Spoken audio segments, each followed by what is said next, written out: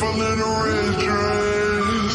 Call 911, I'm a killer. You know I hate to confess. Bang, bang, got my hand on the trigger. The devil in a red dress.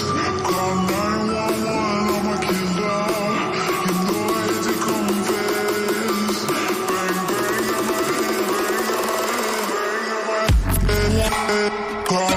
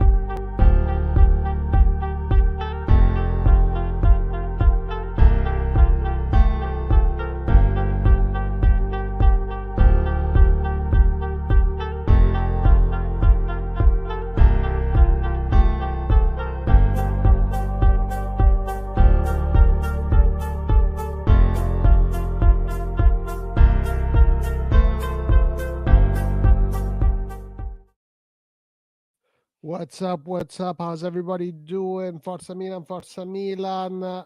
We have a game. It's about to start. We're going to analyze and look at this game together. Should be a fun day. Should be a fun day.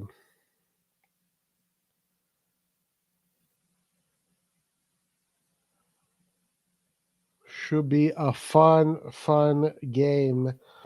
Looking forward to it.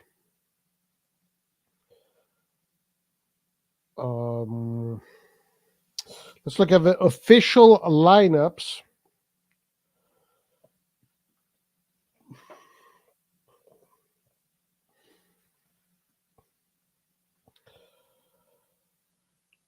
Here we go. Let me go to official lineups. Milan, Juve. Bada bim, bada boom. Davide Calabria, Malik Chafi, Calciamore Florenzi in defense. Antonio Mirante, of course. The midfield is going to be Yunus Musa, Yassin Ali, and Tijani Reindeers, like it was predicted yesterday. And the trio up top is going to be Christian Pulisic, Oliver Giroud, and Rafael Leao. Well, the Juventus formation is going to be exactly the same as the one that was predicted by the newspapers. Szczesny, Gatti, Bremer, Rugani. Where McKennie, Locatelli, Rabiot, Kostic, Milik, and Moise Kean. Should be interesting. Should be fun. Very curious to see how Milan will interpret the game today. We have about 15 minutes before kickoff. Yeah, should be a fun game. Let's in the meantime, why don't we go to see what Sempre Milan has got to say?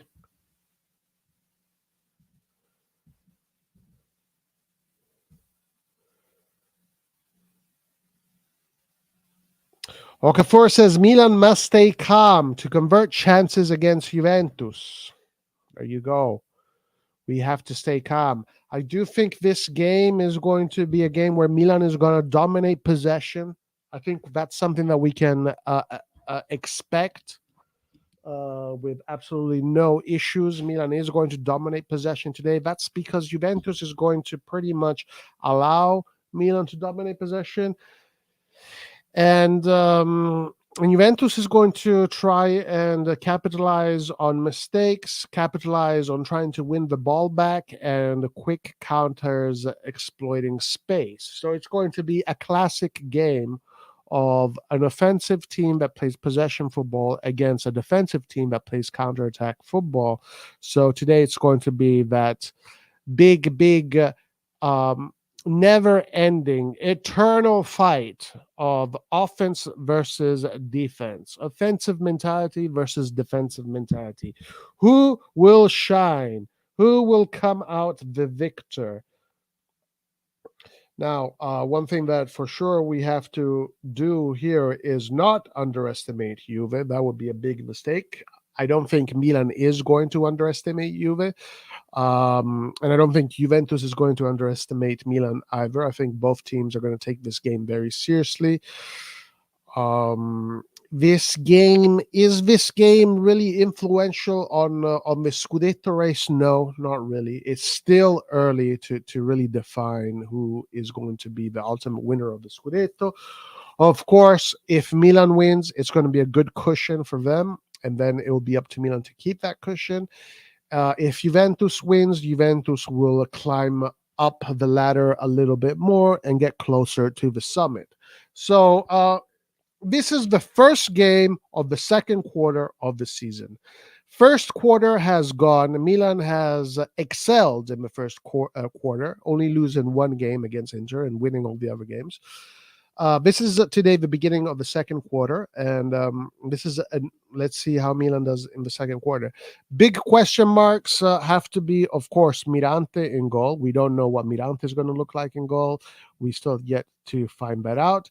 Another big question mark for me is are our midfielders going to be able? What are our midfielders going to look like off the ball? I think those are two big questions to be asked. As far as Juventus, the question marks of Juventus is Vlahovic and Chiesa, their two starters. They are not starting. They're on the bench. They are on the bench. They are in the list, in the roster, so they can play today. I think they will probably eventually play, but they're not starting. So that is the first question mark coming in from Juve. As far as the midfield goes and the wingers, Juventus is pretty much using their starters. Where McKennie, Locatelli, Rabiot, and Kostic. So their midfield is their usual midfield. And the defense is the other question mark regarding Juventus. They have Gatti, Bremer, and Rugani. Now, Milan has its offensive trio up top, the starters. So Milan in pretty good shape when it comes to the offensive department, Leao, Giroud, and Pulisic, against Gatti, Bremer, and Rugani. On paper, obviously, Milan here has the advantage. Now, of course, Juventus is not a team that defends as individuals, but they defend as a unit. So it really doesn't matter what defenders are in the back. But no matter what, there are going to be moments where we are going to have those one-on-one situations that Milan can exploit, and I do think that Milan can exploit the 1v1s against the Ruganis, against the Gattis, and against the Bremers. I think Milan can exploit the situations when it becomes like that. Most of the time, it's the defensive unit of Juve is going to be a collective effort. So, and that's probably when it's going to be more difficult for Milan to score. But I do think that there is absolutely no chance in hell that this is not going to happen. There are going to be moments where it's going to be individual versus individual, and in those moments, it's going to be up to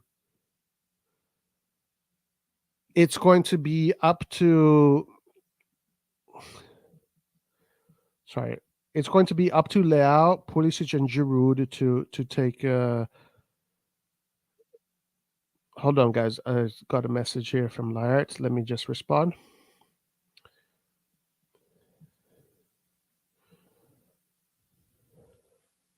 Give me 1 second, guys.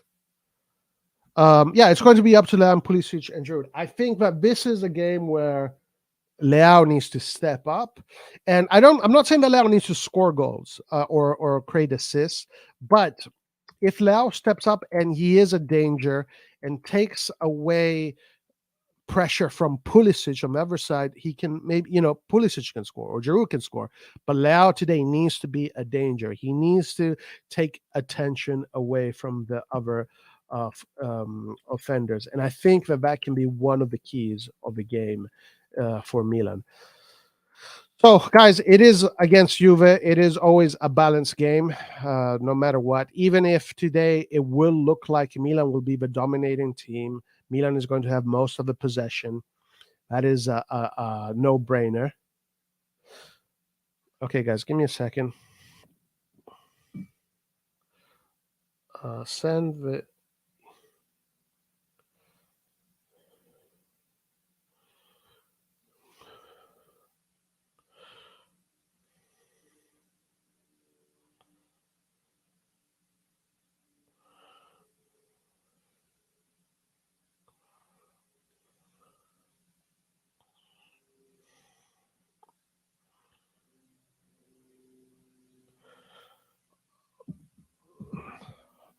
Yeah, so I think Leao today can be a decisive factor, but I'm not saying that he's supposed to score goals. I mean, obviously, it'll be better if he scores goals, but just taking away the attention from Pulisic, from Giroud, can be enough.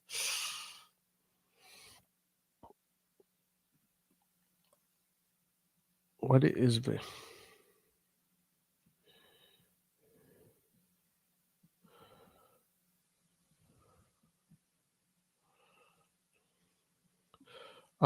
Guys, give me 1 second here. I have to get I gotta get Laert on. Just give me 1 second.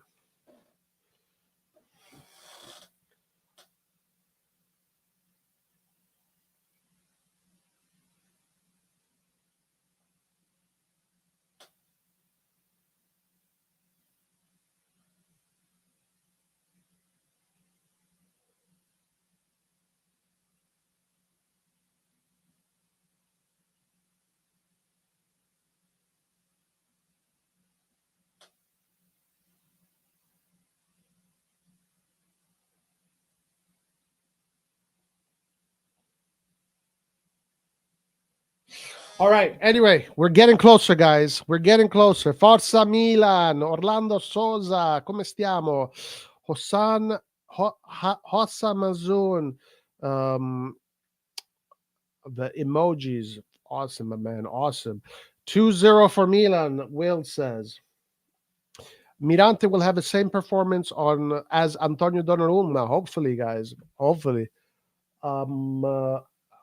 He's definitely going to be asked to save us a few times today, but it's a collective effort. It is always a collective effort. Greetings, Mr. Levari. What's up, Hisham? How you doing, sir? I have zero faith in Mirante. Never have zero faith, my man. My man, never have zero faith. Guys, we're getting closer and closer.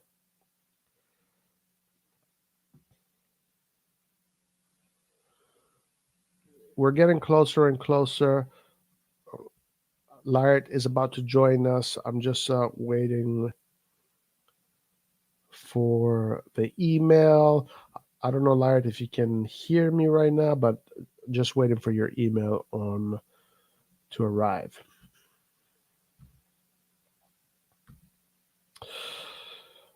No, what I was saying today, it will look today. Let's not get deceived. I don't know. I don't know. I think that it's going to be a pretty balanced game. I think Milan is going to have most of the ball, so it will look like Milan uh, is going to be the dominant team. But I think that when it's going to come to shots, not necessarily shots on target, but just shots towards the goal, attempted shots towards goal. I think that stat is going to be balanced. I think Milan and Juventus are going to have more or less the same amount of shots towards goal. That is my guess. I think that Milan is going to have much more of a possession. Now, in the end, it'll probably come down to who is the most clinical. And of course, that is obvious, right? That is the obvious answer. That is the obvious thing to say. Which team is going to be more clinical is going to win. I think both teams are going to create chances for themselves, and the team that is going to be the coldest in front of goal is going to take it. I don't think we're going to be able to shut them completely down where we're going to just take 3 shots the whole game. I think it's going to be pretty even when it comes to shots towards target. Now, shots on target, I don't know. I don't know. The team that probably takes the most shots on target is probably the team that is going to win. So we're going to see that. Yeah. So I'm not going to be deceived by the fact that Milan is going to have more possession. It's going to be the defensive aspect today is going to be very important. Now, Juventus is going to play pretty wide because they have Kostic and Wea on the wings. Those are pure wingers. They're not inverted wingers. Those are wingers that are playing with their proper foot on their side of the field. So that means that both wingers are going to play wide. So Juventus probably wants to stretch Milan as much as possible and use the width. Juventus today, we're going to see a lot of width from Juve, and that's probably what they're going to do. Well, Milan, we know how Milan plays. We know how, I don't think anything is going to change. I don't think we're going to see the Calabria going into the midfield thing. I don't think that's going to happen. But I do think that we are going to play with one fullback that is more liberal and the other fullback that is more conservative, like usual. Ali is going to be the number 6. The guard dog in front of the defense, and Reindeers is going to be the all-field regista up and down, and Musa is going to be a box-to-box that is going to be in support of whoever has the ball. And the incursions, we're going to see the incursions from Reindeers and the incursions from Musa. Milan is going to play a little bit more centrally focused, even though we do focus on the wings a lot, especially the left wing. Now, Pulisic is not really a winger. He's more of a cam on the right, a ram. He's a right attacking midfielder. So, and on that side, we don't get many overlaps. So I don't think Milan is going to really focus on opening up Juventus as much. But they are going to try and play through Juventus. I think Milan's game is going to be mostly based on that principle, playing through Juventus, while Juventus is going to do the opposite. Juventus is going to try to play on the outer wings, outside of Milan and then back in. As a matter of fact, Milik, Keane, these are 2 target players, and of course that's going to be the strategy. Wea, Kostic, the strategy is very evident. That Juventus' strategy today is very evident. So it's going to be quite interesting. Interesting game. We're getting closer, just a few minutes, and then the game will start.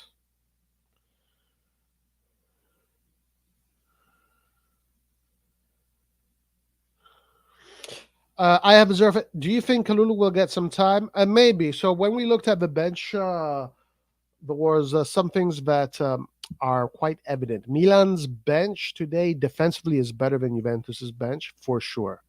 100%. 100%. Milan has a better bench defensively.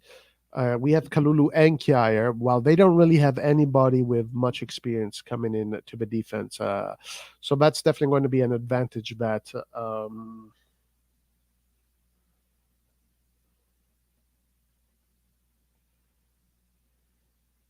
that's going to be an advantage that Milan is going to have. Offensively, they have the advantage coming from the bench because they have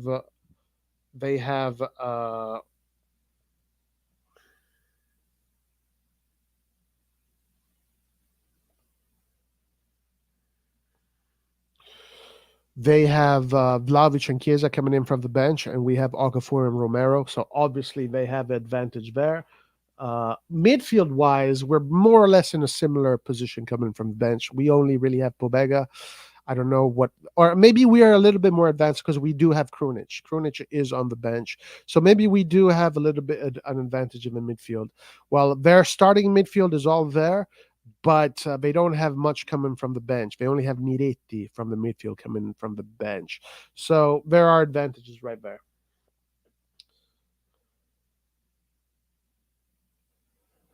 All right, guys, let me help. Is Mirante a huge worry? I heard he only played 90 minutes in 2 years. I don't know, man. It's usually a gamble. When you have these situations, it could be like he's so excited, he's so filled with adrenaline that he's going to have a great game. Like if he plays multiple games, he's probably going to, it's going to show why he's not a starter. But if he only has to play one game, the emotion, the adrenaline, and the occasion might energize him to have an exceptional game. And I think that is something that probably will happen or can happen. Guys, give me a second. Let me sort out some stuff.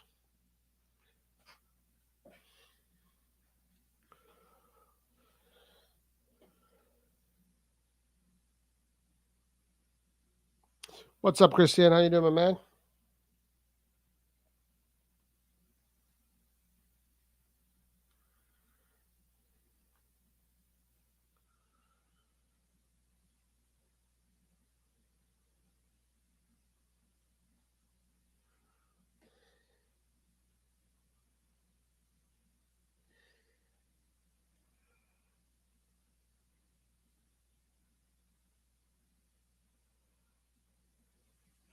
Just going to send some information to Laert.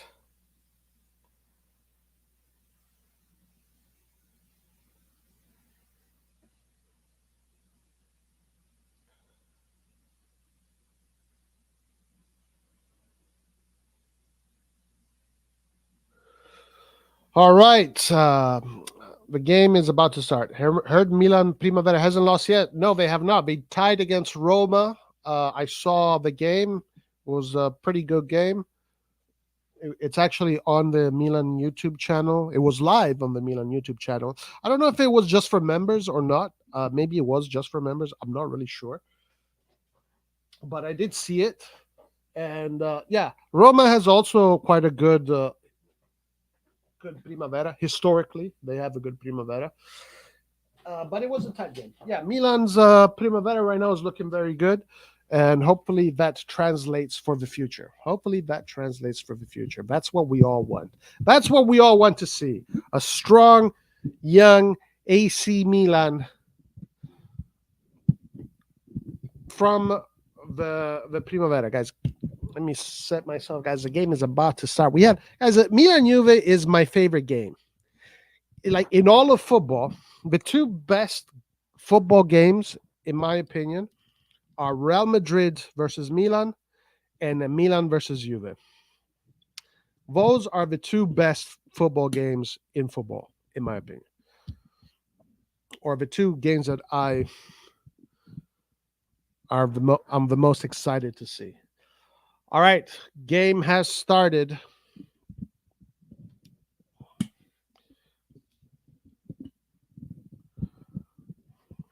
Sorry, guys, I'm adjusting some stuff here.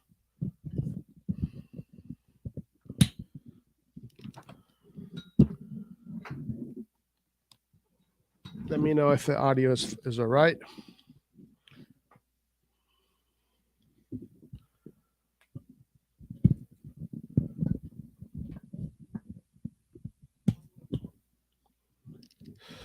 Okay.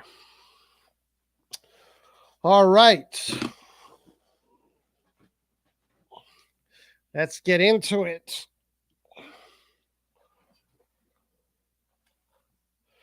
See you at halftime, Hamza. Mirante. First touch of the ball, Mirante.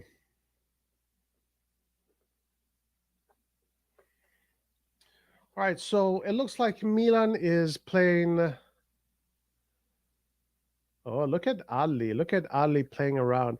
Interesting situation. Mirante just put Ali in a cage. Look at Juve, guys. Juve does not press. Incredible. Incredible. Look at Juve. They just let you play. What kind of team is this? What kind of team is Juventus? They just let you play. They just let you play. Anyway, Milan on the offensive right now, moving the ball around.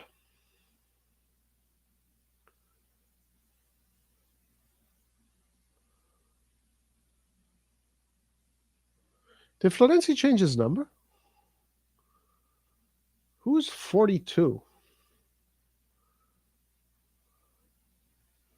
Okay, now watch out for Juve on the offense. But Ali winning the ball back. Calabria coming forward. Milan now trying to create a counterattack situation. Calabria on the ground looks like he's been hit by an elephant or something.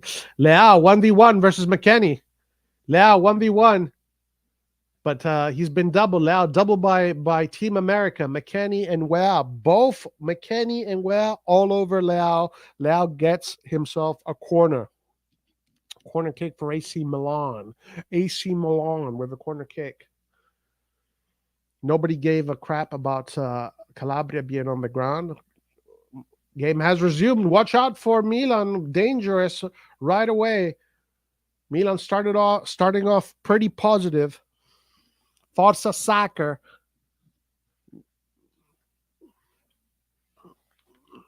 Giroud tried the scorpion kick, guys.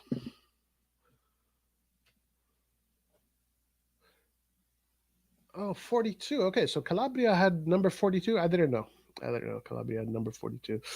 Corner kick. Calabria on the corner. Not Calabria. Florenzi.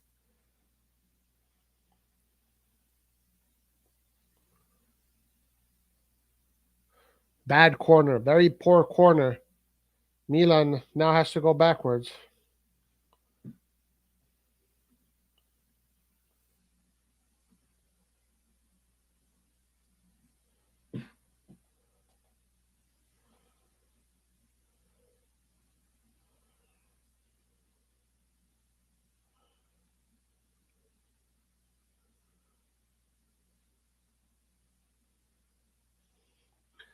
Calabria on the ball. Feeds Pulisic. And this is the possession game that we're going to see. We're going to see pretty much AC Milan possessing the game. Okay, so first thing I've noticed here from a tactical standpoint.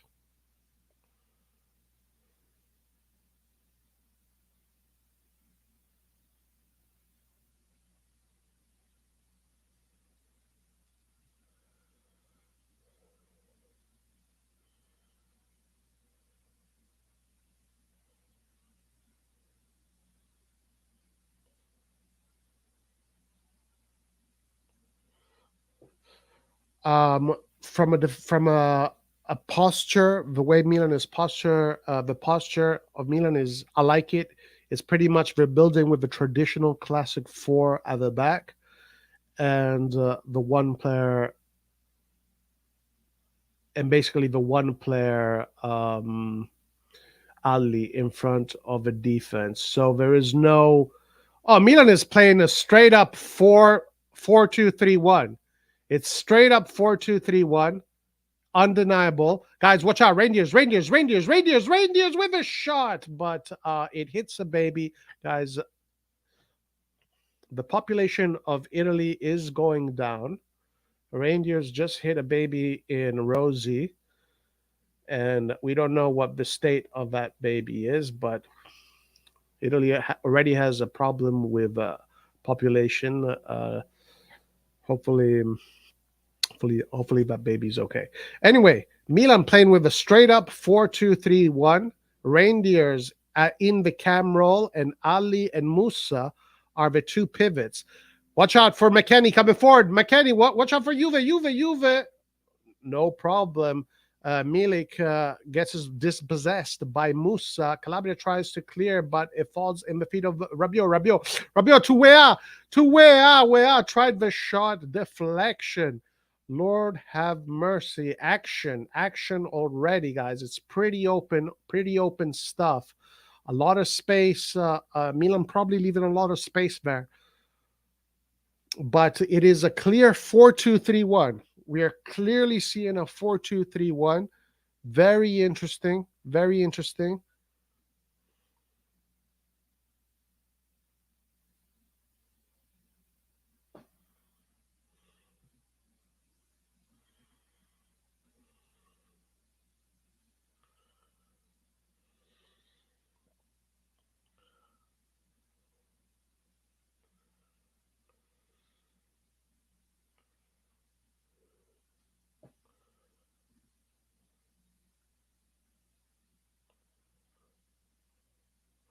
Seven minutes, guys. It's already action packed. It's pretty action packed. So it looks like Wea and McKennie are going. Their job is going to be to uh, take out Leao. So Lao, obviously, you need two players to take out Lao. It seems like it is Team America is going to bring freedom for Juventus and take out Lao. But McKennie makes a mistake. Lao wins the ball back. Good job from Lao winning the ball back. And good composure from Lao to give it back to Florenzi and restart the play. Tomori to Ciao. Bella ciao, ciao. Musa coming forward. A lot of space here for Milan to come forward. Milan playing with a certain rhythm, a certain pace.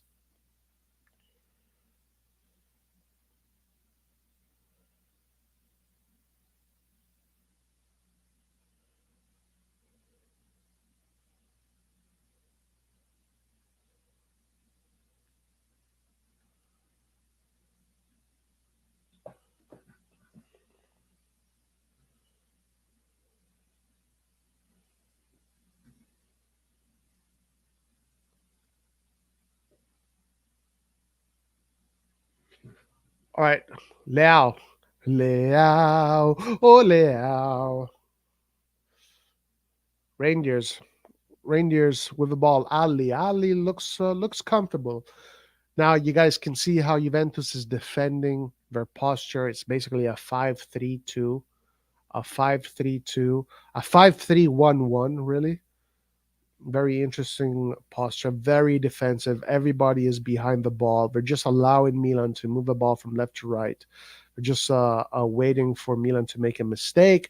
But Milan does get the corner, and this can be, and this is good. Milan needs to get these corners. Milan needs to push Juve in these kind of situations.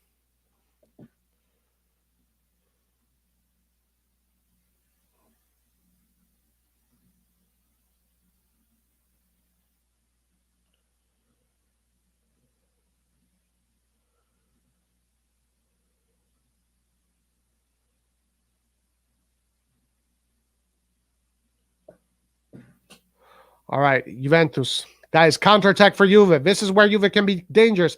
Counterattack for Juve. Keane coming forward. Kostic. Good job from Calabria. Good defense from Calabria. Guys, this is exactly what Juve wants to do.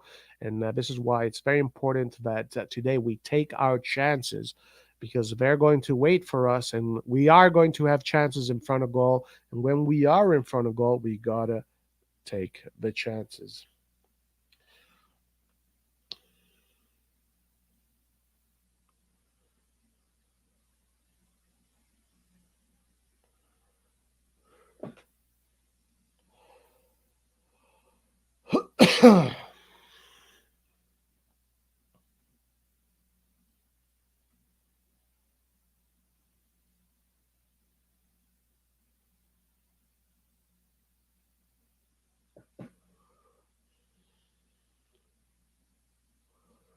Florenzi coming forward. Florenzi to Reindeers.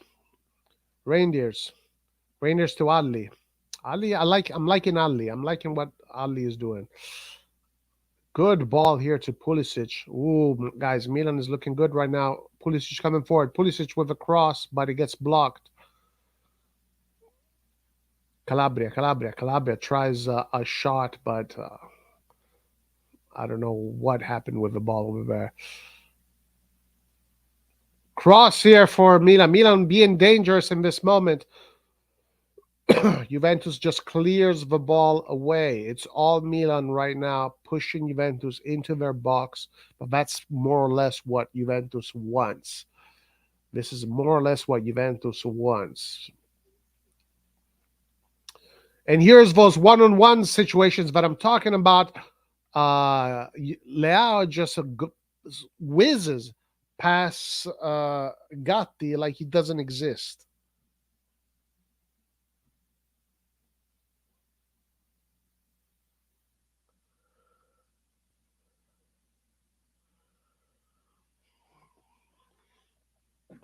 Just whizzes through Gatti like he doesn't exist.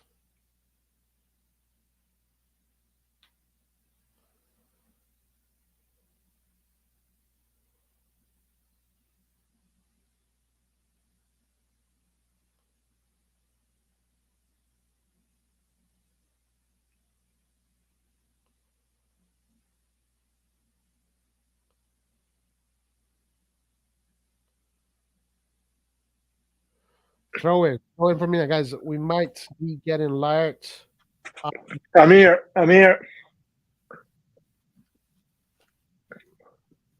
You guys hear me? Yes, sir. Yo, what a game. We're playing well. Looks like we kind of are controlling the game. Right now, Milan definitely controlling the game, but it's kind of like, that's what Juventus wants, really. Yeah, Juventus are allowed to do that. Because we're playing with Mirante in goal. So, what do you think? Do you think Mirante? What do you think of the Mirante situation? I don't like it. We need to be perfect, basically. We need to play the perfect game. Right. If you leave something to Juventus, I think they will go and kill the game. Yeah. So it's a bit dangerous, but it's not impossible, considering that Juventus is really average, right? Football-wise. So we can actually do the perfect game. Yeah, I think so. I think it's there for the taking. And look at Leao. Leao versus Gatti is easy. Easy. Yeah, should be easy. Leao. Oh, you should have left that ball. Giroud should have left the ball for Pulisic. Oh my God. Guys, that first chance of the game. Milan almost gets the goal in. What a opportunity here, guys. Leao versus Gatti is going to be easy. Leao takes on Gatti with ease, puts the ball in. Beautiful feet from Leao. Maybe Giroud should have left the ball. Maybe it would have been intercepted if he left it. Great save. Oh my God, what a save from Szczesny, though. What minute are you in? I think I'm minute 13 and 37 seconds. But I'm seeing it now. Leao literally leaving Gatti behind. Okay, I'm in front of you? What? Yeah. How is that even possible? Yeah, Giroud should have left it for Pulisic. So what minute are you on? Tell me exactly. Let me hold fix on. it for you. Since I'm in front of you. Is 14:53. 14:53. I'm going to match your minutaggio. Is it when Rabiot gets injured, basically? So we're going to be on the same level. Leao is something else. Yeah, guys, it looks like it's going to be easy pickings for Leao against Gatti. Yeah, it looks. Why Gatti's playing there, by the way? Just asking for a friend. What the fuck is going on with Allegri? Does he Yeah. not have anyone with a bit of pace? Well, they have De Sciglio injured, they have Alexandro injured, and they have Danilo injured. So all their defense is out pretty much. Makes sense. It's interesting. Let's see. I mean, this game, it's weird because I feel like confident on winning it with Mirante as a goalkeeper. That means a lot of things has changed in Italian football. If you go and play against Juventus and you think, okay, we have a great chance today with Mirante in goal, that means a lot of things has changed in the last 4 years. Pioli has really changed Italian football. Right? But what do you think of Hernandez not being there? Any thoughts on that? He got a yellow card, yeah. So Right. Yeah. He's not injured. he's not injured. That's important. That's the most important thing. It makes sense. I'll say we can still win without Theo. Florenzi is a good player, but it's not guaranteed. Let's say Yeah, I that. think Florenzi can still give you a good game. Like he's at top level game for sure. If Florenzi can allow Leao to go, just Leao, you know. Ali winning a nice ball in the air. Hold on, I have to readjust here because I got disconnected. What time are you at? 17. Okay, now we're perfect. Yeah, I saw the header now. I mean, it was Adli or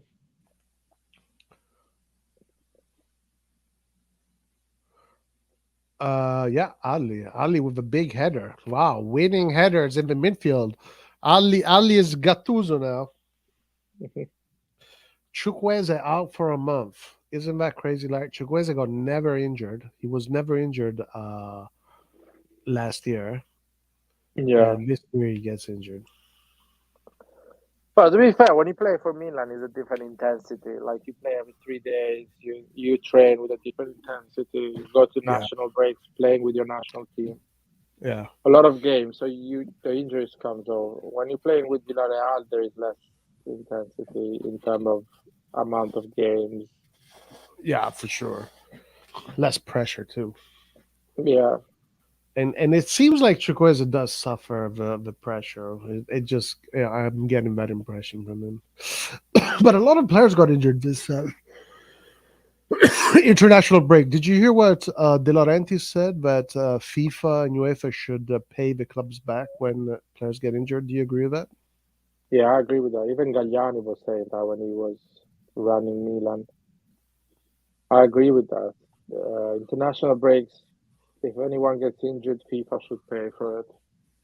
Because Really nice play here from Milan where Ali went all the way to defense and swapped positions with Florenzi. So Florenzi went in the middle, but then they lost the ball, so no ball back for Juve. But that was a very interesting moment right there. Interesting moment. Any thoughts on the other Serie A games today? I haven't checked them.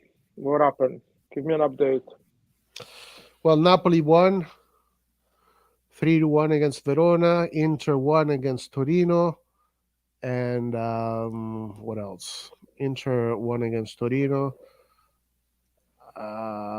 Roma beat Monza.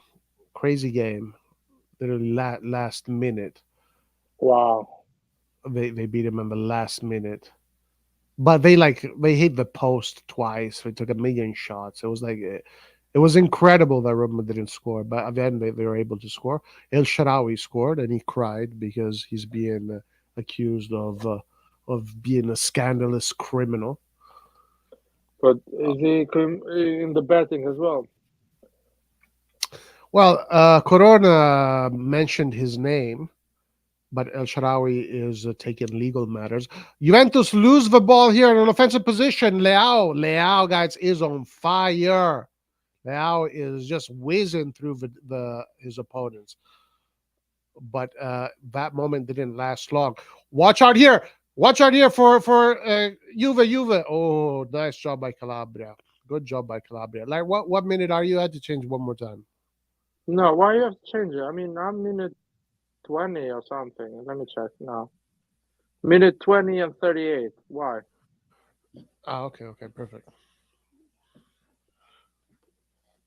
I'm like, maybe I'm getting too much excited about these chances. It is normal to me. Wait. He's having a corner now, yeah? Corner four. Just 21 minutes and 11 seconds. You're at 21 and 11. I just want Hmm. to match you. That's 21 okay, man. and Don't 11. worry. All Who is right, it? there we go. 21 and 14 seconds. I'm asking myself, how did Juventus? We have a question here from Mr. Egan Adams. Watch out here. Oh, no, never mind. Looks like we got a free kick for Juventus in a dangerous position. Juve paid the refs, man. I'm at 22-10. Okay, I'm asking myself, how did Juventus win the Scudetto for 9 years in a row? Did they do so plain this ugly? And no, they had good players. They had really good players. They had Pirlo, they had Vidal, they had Pogba when these guys were in form. They had their defense was crazy. Barzagli, Bonucci, Chiellini. That was one of the best defenses on the planet for a long time. Buffon. They had Tevez up top. They had that period with Higuain that was kicking ass. It's a different squad now. It's a different squad. That squad was quality. They still played like shit, but they had quality players. While Yeah. the other teams didn't. Oh, shoot. That was scary. Hold on, guys. Milik.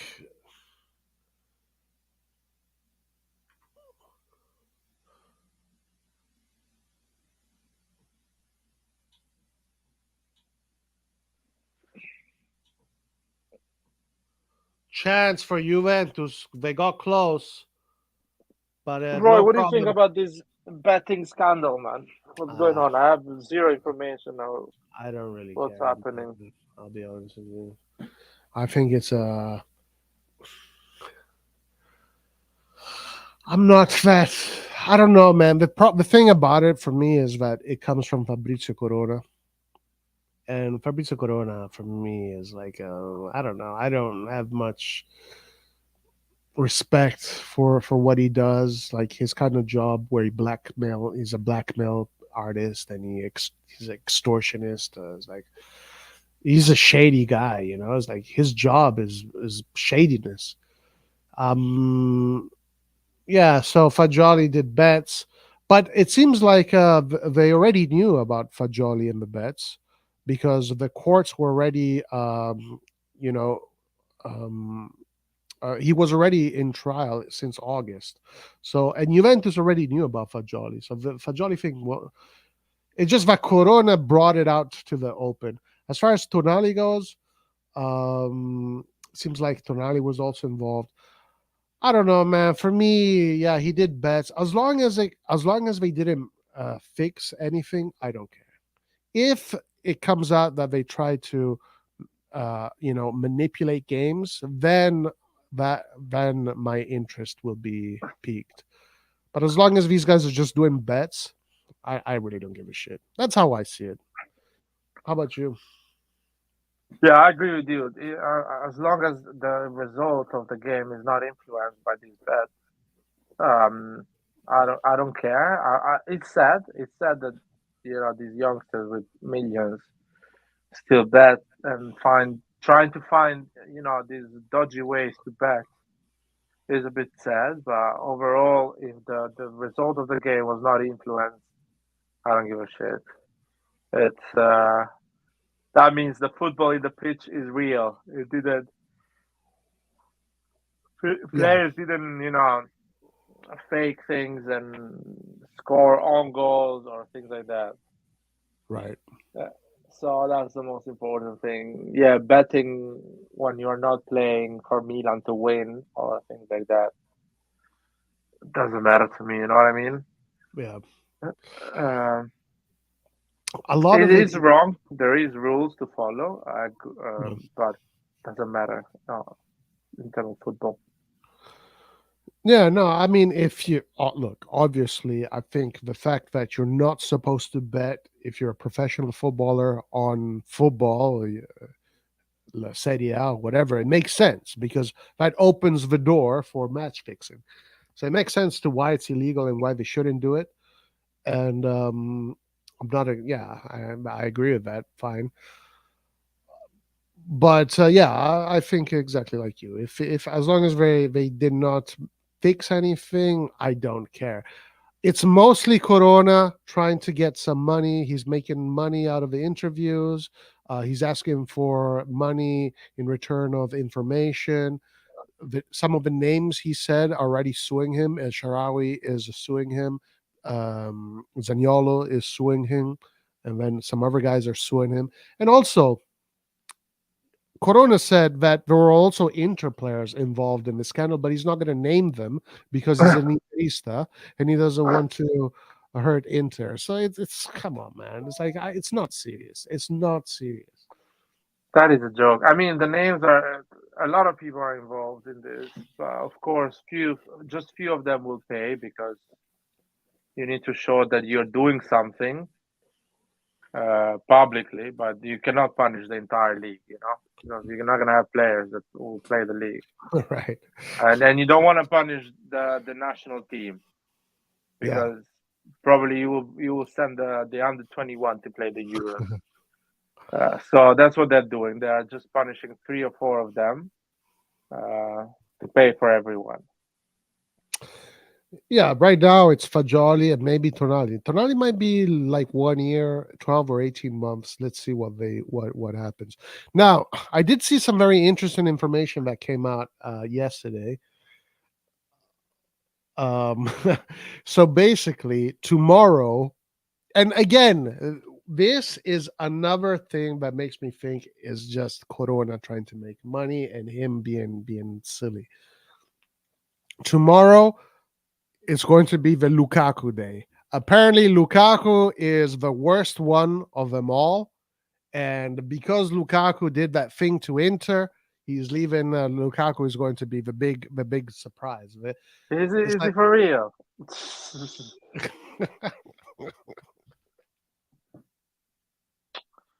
Oh my god, what a child! right. He said he had evidence about Pavard's sexuality. And that's another thing he spoke about. Like, there's some people that are homosexual in the teams. Like, who gives a fuck? Like, if they don't want people, if these guys, if Pavard is a homosexual and he doesn't want people to know because of what we don't, so don't get into it in his own business. Yeah, But this is what he does. Corona is a paparazzi.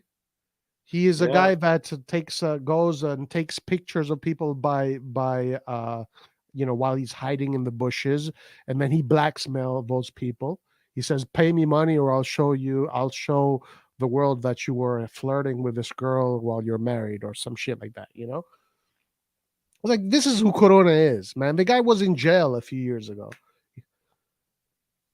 And I bet Corona went to Jerry Cardinale to AC Milan to blackmail them regarding Probably. Tonali, and he went to blackmail Juventus for Fagioli, and they say no, fuck off, we're not paying you. Actually, Probably, uh, yeah, yeah. This guy is shameless, so yeah, oh he yeah, probably that's what did. he does. He gets millions in that way, and clubs say no. He's done it before with football players. He got a lot of money from Moratti because he got pictures of Adriano and Vieri. Moratti had to pay for those pictures. Oh, what was this? Someone mentioned this the other day. What is this story? So, about Adriano. What pictures did he get from Adriano? Of He Adriano? got pictures of him in a private party. Supposedly there was cocaine and hookers, and Moratti had to pay for those pictures, so the pictures didn't go to the newspapers because Corona was telling Moratti, the newspaper is paying me 200K. If you want those pictures, you need to pay me more. And so he's done it. He's done it with Galliani, with AC Milan players, a lot of them. There is a lot of secrets too that are hidden. Lapo Elkan with the trans. Oh yeah, that's dude. Corona. That's what he does. He blackmailed everyone. He blackmailed Totti and Hillary Blas. He blackmailed everyone in Italy. All the personalities. Now, what did he blackmail them for? Like, what was the story with Totti and Hillary? I think Totti had an affair. Okay. And things like that. There was the amount is endless of people that got find out about Corona, and those secrets got find out, and they had to pay to keep them, to hide them. Yeah, it's such a shady business, man. It's really bad. And for example, what Tonali, what the agent of Tonali is saying, that Tonali, he has addiction to gambling. No, that is all fake, man. He just wants to get less punishment. Saying that he's addicted and he has a problem, a mental issue. Lupo. What's the word? Is a loophole. Lupo. I don't know, but in English is gambling addiction. Yeah. Which is a sickness. Is a sickness, no? Right. So admitting you have a sickness, that means that you are not yourself doing this thing. Right. So therefore, the punishment is lower. A bit like when you kill someone by accident. Right. Or when you're completely drunk and harm someone, you say, "I was drunk, sorry." So correct. Yeah, no, I understand. In order to bring down the severity of the punishment, yeah. Exactly. So basically, that's what they're doing now, because probably Tonali got find out with this illegal website. And by the way, this illegal website, even that one is a setup for these idiots. Tonali and all these people. How's that? Because somebody has told them, and these illegal websites are run by the mafia, by illegal organizations. So they find out who are their client, and what they do, they blackmail them at the end. Yeah. To get even more money. So yeah. So look, you can say, why is Tonali getting involved with people like that? Why is Fagioli getting involved with it? Obviously, shit is going to hit the floor, eventually. Silver Wave says, can you imagine if Maradona was playing for Napoli today, what dirt this guy would dig up on Maradona? Oh, this guy will be dead, because the whole Camorra was defending Maradona. So you know what? You're right. Maradona was untouchable. It was untouchable in Italy. No newspaper could have write about Maradona, because your car would explode. Right. Ooh, watch out for Juve. They had a chance, Juve. Rabiot shot across goal. It's a bit. We're getting cooked. Lucas is saying we're getting cooked. Well, the game kind of balanced out. I don't know if we're getting cooked. So far, the best chances have come from Milan. It's a weird game, yeah. It doesn't look like Juventus can do much, but they always find a way to be close to our box. Yeah. You know what? I think the worries are going to come the last 25 minutes when Chiesa and Vlahovic come in. I think when Milik Keane, I think our defense can take care of these guys. But you still have to be careful.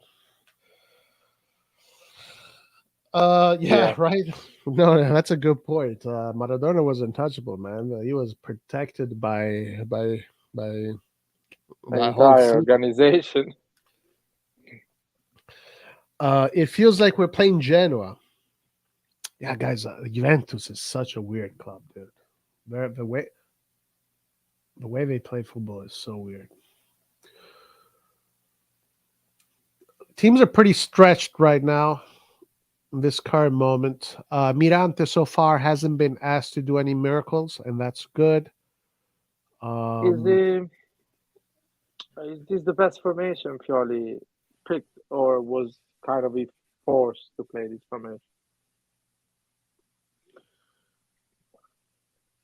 Oh, they're out, I think. So Chiesa was wearing normal clothes, I think, and the others coming back from an injured. Well, last I checked, Christian, they were on the list, so they were on the bench. That's the last thing I saw that they were on the bench. Let me confirm that. Let me see. Because if they're out, then that's great.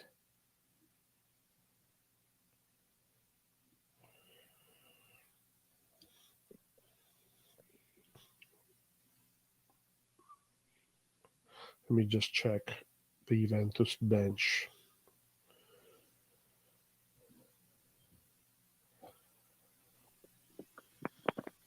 Oh no, I'm a bit they're on the bench. They're in the bench.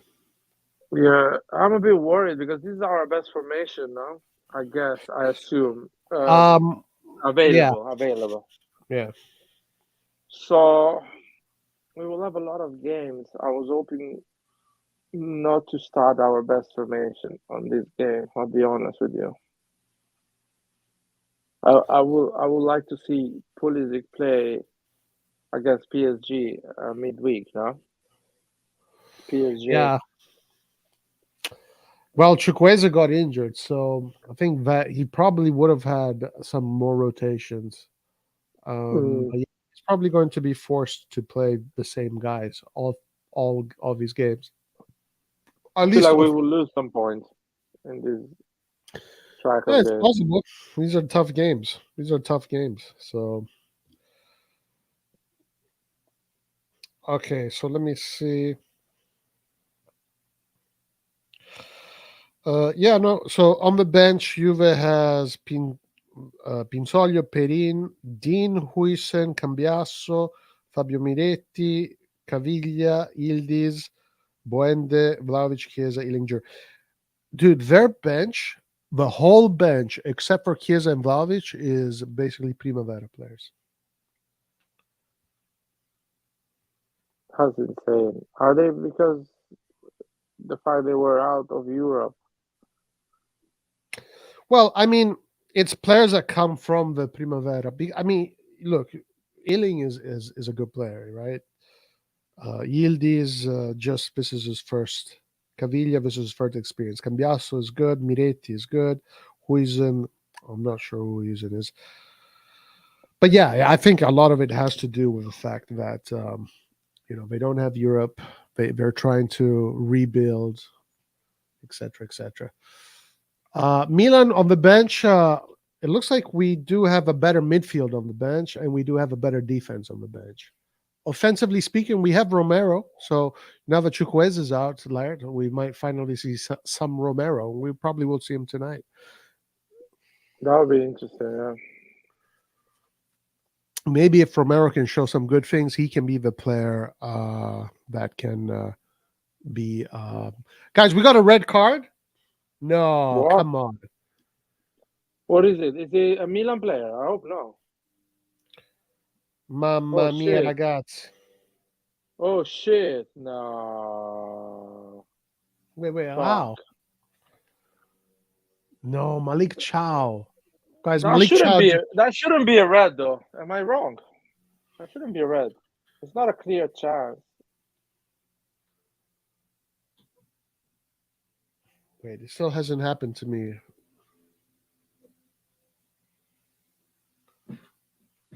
Oh my What? lord. That was stupid on Chao though. He got cooked. But why do that? He's not even in front of the goal. He's on the side of the goal. The guys can recover. Ooh, that was another stupid foul from Florenzi. Now, is this really a red card? Was this a really chance on goal? Yeah, I don't think that's a red card in my opinion, but Because he's coming from the side. He's not coming from the it's center. really far away from the goal as well. Mm, Ah, come on, is this for real? Is it done? The decision is made. Okay, let's see if now, they change it. It doesn't look like they've changed it. no, it doesn't look like they're going for. So he's probably going to take out Pulisic or Giroud, I think, and bring in Kalulu Kjaer.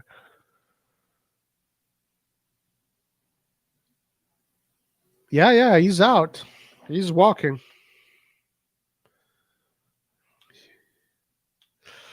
So looking at the replay, he did seem to have a lot of space in front of him that he could have potentially gone to goal.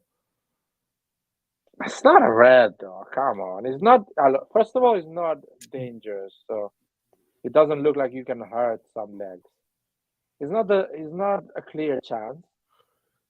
It didn't look like. I mean, that's like an interpretation, basically. That's like a what? It's like, okay, the referee interpreted that, but it's not. It wasn't super. Like for me, clear chance is like when you're central, when you're like in the box, when it's clear. Yeah, But here now, Juve with a big advantage of playing with one man up. I still think Milan is probably going to dominate the game, even with one man down. I Knowing feel how like it's more of an advantage for us because it will force Juventus to come out. well, yeah, Yeah, yeah, and we can have more chances on the counter. right, more Weirdly space. enough, yeah. Yeah, because Ooh, Juventus will probably get the courage, to attack and try and. Pulisic out. Pulisic out. He's upset. He's upset. He really wanted to play this game. Pulisic out. Man, Chow here. This looks like the second time I've seen Chow get caught this way. Remember the first time against Turam? Yeah, This is the second time he gets caught exactly the same way. yeah. This time was really bad in my opinion because it was so easy for Keane to fucking just leave. On the Turam one, it kind of it's a proper 1v1. But this one, no, no need. Weird, weird. Yeah, and listen, this is the thing that we're saying about Chow. He's young. Like we can't look at Chow and think that he is the savior of AC Milan. No, he's young. He's going to make mistakes. He has to make these mistakes. These are the mistakes that are going to make him better. But it was definitely poor defending from Chow. Very poor, and he put the whole team in jeopardy. Now, let's see. Maybe you're right. Juventus will come out, and that will give us more space to attack. Leao seems to have easy life right now.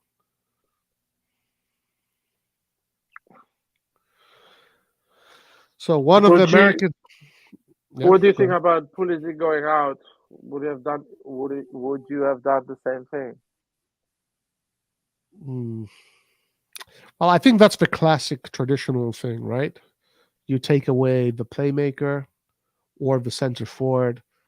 I think you want to probably keep the center forward in this case. But you know what was interesting today, which I've never seen before, Sorry. um, was Monza. Monza got a red card today, and instead of taking out an attacker, they went three at the back, four midfielders, and two attackers. And they did okay. They did pretty well. I mean, they got scored on literally the last minute of the game. But they attacked. They had chances. Oh, my Lord, guys. Mamma mia, ragazzi. That was close. That was close. Yeah, that was fucking close, man.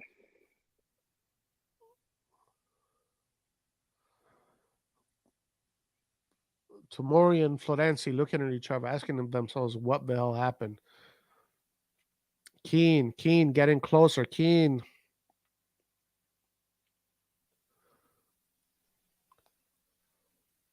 The Juventus fans are jumping up and down. It's good that right now the half is over, but I don't think we're out of this game. I think we're still in the game, though. Chow has a lot of shit to learn.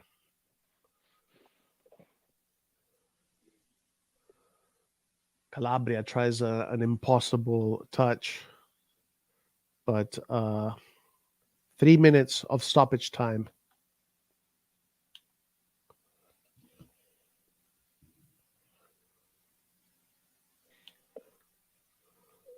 Yeah. I mean, I was ready to lose some points today, to be honest. You're not gonna win all of these difficult games we're gonna play against. It's normal. It's physiological. I wouldn't mind not winning this game, but winning against Napoli and Paris Saint-Germain. I mean, let's see. We still have a full half. I think things are going to get difficult once Kies and Vlahovic get in. I do think that. Let's not lie to ourselves. Interesting Leao center forward right now in this moment. Juventus attacking. Juventus. Juve. Woohoo! Tomori. By the way, guys, Kalulu has a beard. Kalulu has become a man. Did you see that? Yeah, Kalulu looks like a proper man now. He's finally become a man. His body has changed. He's become bigger. Look at him. It looks like he's gained weight. Yeah, he looks bigger. I mean, he was really a teenager when he came at Milan. Now his body has morphed into. It looks more like filled. He filled up. It looks more like Tomori. Yep. Oh, Leao, man. So easy for him. Yeah, Leao is having an easy day today. Easy paycheck for Leao. Easy money. Yeah. Easy money, exactly. Roy, you're like 2 minutes behind, man. Just go forward. Don't worry about me, man. I'm cool. Anyway, the first half is finished. All right. So, what do we think of the first half? Laird, you go first. Come on. You tell us. What did you see? It's a weird game because I don't know how to explain it. It looks like there's a weird confidence from our side that I don't understand. Because Juventus had some dangerous chances, but it feels like we're gonna win it. Maybe I'm wrong, but we're not playing great. To be honest, we're not playing great football. I stopped saying that because people get upset with me and think that I'm biased and blah blah blah. But we're not playing great football. We had some chances, a couple, great, a bit dominated around the pitch, but not like crazy great football. And we lack always. We have these moments like the one Chow had that gives an advantage to the opposition. So I don't know. I feel like everything is going right for us on terms of goals, points. When things go hard, it's gonna be hard to deal with this type of football. That's what I'm saying. Yeah, so let's look at the stats. Let's see what we have so far. So far, ball possession, just like how we expected, 62% AC Milan. So AC Milan dominated ball possession. That was expected. While 38. Now this is what I expected. Total shots, Milan 6. Total shots, Juventus 5. So that ball possession stat is a little bit deceiving. Doesn't really mean Yeah, that we're dominating. Doesn't really mean that we're dominating because at the end, the total shots are pretty much even. We did have a really good chance with Giroud. Great save from Chesney. So credit where credit is due. They had a very good chance with Keane. Of course, the big subject, the big controversy is: was that supposed to be a red card? You know, yeah, it's a soft red card, man. Could have for been a you, yellow. if we're just if it's just a yes or a no, for you it's a no. I don't know, man. I'm a Milan fan, so it feels harsh. But if I'm on the other side, if Leao gets treated like this, that is running towards the goal, I'll be like, oh shit, that could have been more than a yellow. But the position is far away from the goal. It's so on the right side as well. It's not central. So I'll be like, yeah, that's a yellow. That's a yellow. For me, it's a yellow. No red. Yeah, it's hard to say. You're right. I think the fact that being Milan fans and there's that biased element into it. For me, it is a harsh red card. I don't know. I don't know. When I saw the replay, it looked like after Chow, the other defender was pretty far away, so it looked like it was going to be a 1v1 versus the goalkeeper. But I don't know. It was like on the it's on the side. It's not central. It's hard to say. I I don't know. Uh, I guess you're right. If I was a Juve fan, I'd be saying yeah, 100% red card. But since we're Milan fans here, we kind of I do think it could have been a yellow. It's a purple. It's an orange card essentially. Once again, I'm not liking Lao's position. He's too far away from the box. You're sounding more and more like Berlusconi. This is what Berlusconi used to say about the wingers. He wanted the wingers to be closer to the goal. But this is what I'm saying too. It's like Leao is like fucking man up. Yeah, Man up. become a Take striker. Become a striker. Take off your freaking diapers. Stop hiding on the sidelines. Get there in the heart of the box of the center of the box where the goals happen and score goals. You have what it takes. I agree. He Pioli has what can't. it takes. Yeah, Pioli can't even change the formation because Leao is like, no, I can't play when it's more central because my pussy hurts. It's like, come on, Leao. So true, man. So true. We are so forced to play a specific formation, or at least in a specific shape, because Leao performs much better wide on the left, which is a bit of a shame because he has everything to perform great in any position on the pitch. As a Yeah. reality, he doesn't lack of pace. He doesn't lack of power. Uh, the size. He's tall. He's tall. Technically, he's good. Why fucking hell he limits himself to stay on that left side? Right. Yep. 100%. Um, Ernesto says, I would rather like to be 1-0 than 10 men down. 1-0 or 1-0 down. No, always 0-0 for me. 0-0 To is be better. honest, yeah, it's better. 0-0 is better because you can still win it. Corners, you can still have a set Right. pieces. A penalty.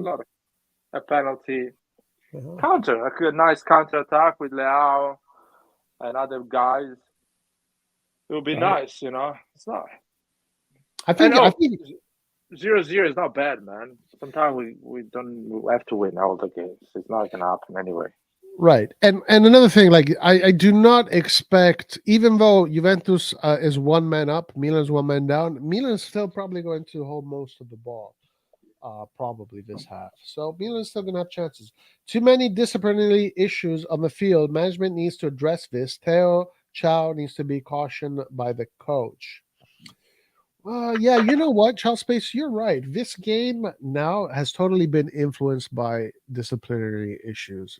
Theo getting too many yellow cards. The yellow card he got in the last game was stupid because he went and complained to the referee And now Chow gets himself completely cooked and gets a red card. Yeah, not good, not good. Or do you think that Chow deserved a red card? I think it was a 50-50, 50-50. I want Okafor in and the goals will come in. Well, Okafor should be coming in the second half for sure. Ref hates Chow in this game. Hot star that had to be a red card because Keane would have been through on goal. It did kind of look like that, but the thing is, he was coming from the side, so that's why it's not clear. But that's fine. It happened. Whatever. I truly think Tel's absence caused this game. This I think he's trying to say caused this situation of Chow being out of position. Oh, I guess that's what. do you? I'll Do you be. yeah, go ahead. No, Chow should do better here. Chow should just do a foul before getting dribbled. You know what I mean? Because the problem is Chow got dribbled first and after got a foul. Chow should not allow Keane to run around him. It was a mistake. Yeah, I mean, yeah. if we don't lose this game, and I prefer Chow to make mistakes on these games that we don't lose. Hopefully, we don't lose this game. Then a game maybe we lose, or I don't know. It is what it is, man. That's what happens when you play with youngsters. That's what they do, man. Youngsters are like this. You get great games, you get bad games. Yeah. Can't complain about So, it. yeah. So if we look at the individuals, looking at Sofa score right now, the player with the highest ratings are Rafael and Davide Calabria. The players with the lower ratings, Yunus Musa. Um, yeah, let's talk a little bit about the midfield. Yeah, I think it's difficult game for Musa. This one, I think, because this is the kind of game where you have to be really tactically prepared. And Musa is like what 20 years old, so this is definitely a learning experience for a player like Musa. But I do think Ali is playing pretty well. I'm liking Ali. He looks composed on the ball, and he's passing around. He's winning some duels. He has 6.9, and right now Milan is playing with a 4-2-3-1. Musa and Ali as pivots. What is your opinion on the double pivots, Musa and Ali? On the ball, they're doing well, especially Adli. Adli is doing well even off the ball today. So Rangers is a bit as well. It's not being impactful in the game in a way that it should be. Um, I don't know. It's weird. It's weird. Still, we lack a lot of defensive ability in the midfield. Even Juventus, that is not incredible, creates chances and shows up in front of our defense. So not happy with that aspect of the game, but Any I don't words know. on your favorite dude, Giroud? Oh, Giroud is not playing bad. He's not playing bad. He should have let that ball go, but he didn't know that Pulisic was coming. To be honest, Right. I mean, that happened so fast. Like, how can you know? Like, he's running through. yeah, and he had a good execution. To be honest, great control and shot. Yeah. He placed it perfectly. That was an exceptional save, a fingertip save. Yeah, Um, Edison says, "I want Jimenez for Florenzi and Okafor for Giroud." That is crazy, my man. Now, Jimenez is like nine. What is he? 17. Um, yeah. Chow is making these mistakes. You know, being a young player, but even that has experience. Imagine a youngster like Jimenez against Chiesa that is coming up soon, and these guys here. Uh, I don't know about that, Edison. I don't know about Jimenez. I don't know if this is the right game for a player like Jimenez to come in. Okafor, yeah, Okafor has played against teams like Juventus, so Okafor, for sure. What do you think? Do you think Okafor will have an impact if he comes in? I'm not sure. Not sure, to be honest. I will keep Giroud until the end of the game. I'll be honest. So, what about Romero? Because there's no Pulisic. It would have been Romero for Pulisic. If Milan it doesn't have to chase the result, Romero is probably not going to play today. Yeah, he's not gonna play for sure, and Okafor will join the game the last 15 minutes, in my opinion. I don't think Okafor will have a lot of game time, or maybe he will join and come in instead of Leao. But I don't know. It's weird. Uh, I will go for Okafor in the last 20 minutes. Yeah, One, Okafor for Giroud is what Pioli usually does. Yeah, it's weird because Giroud can give you a bit more on set pieces, which is I don't know. It's tough, man. These are tough choices because if you had someone similar to Giroud, would have been easier as a choice. You would say, okay, I'm putting another guy from the bench that has the same game of Giroud. But Okafor is completely different, so not easy, not easy.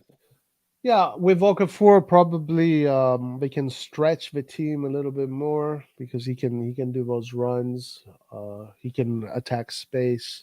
But yeah, I'm sure we're going to see Okafor. Let's see what kind of impact he will have. It should be interesting.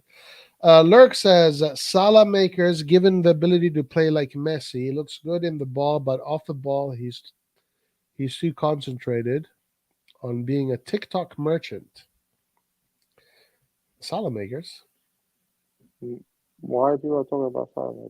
guys, look at Kalulu. He's got the fluff on his chin.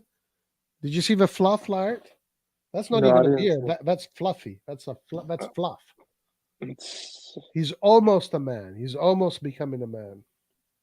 Krunic in the bench. Yeah. We got Krunic on the bench. We got Pubeg on the bench. We got two hot chicks for work on. They look like stewardesses. Man, look at me. Juventus bench is like literally children. We're like kids. It's like a U14 team. With all due respect, Okafor won't help us with this situation. Calabria really a good game so far. He's been having a decent game. Yeah, the build up that pass to Keane was absolutely Florenzi's fault, don't you think? Uh, Honestly, I can't. I don't think I paid attention to that. What happened before? Laird, did you? Do you know? Do you remember that? The only thing I remember is Florenzi trying to foul to Ram.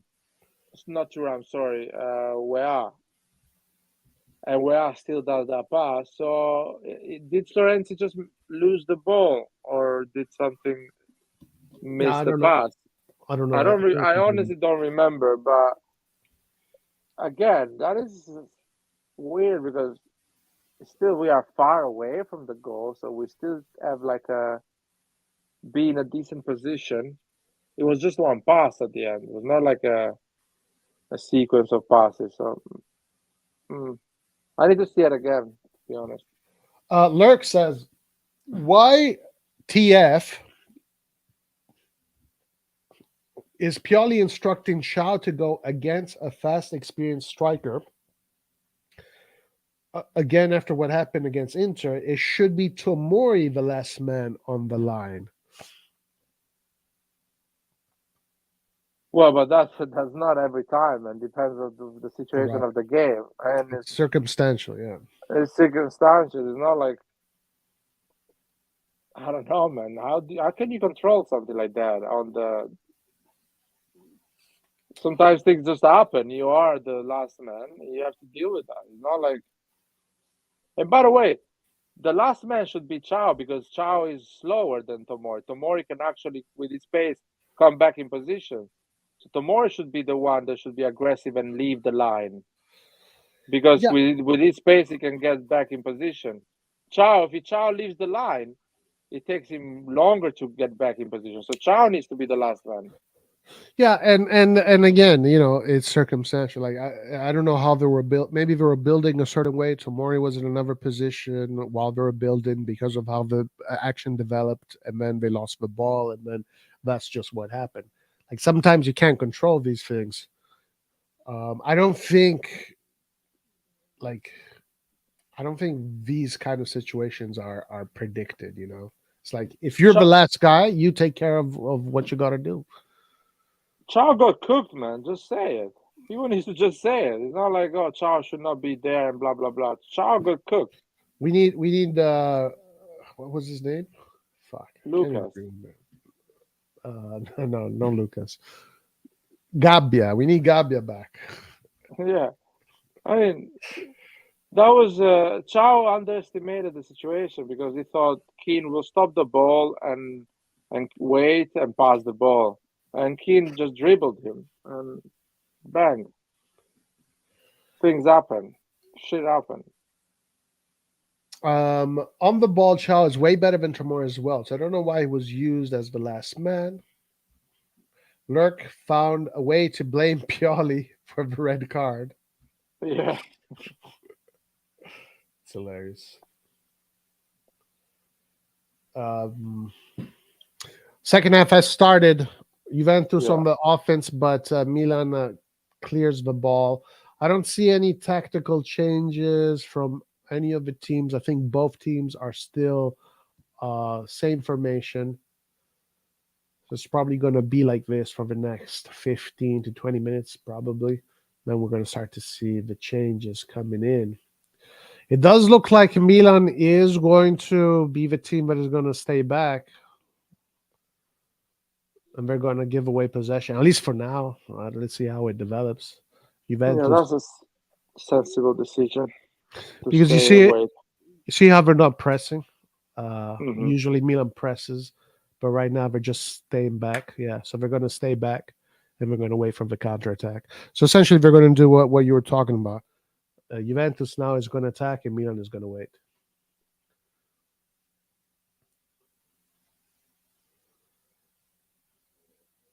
Yeah.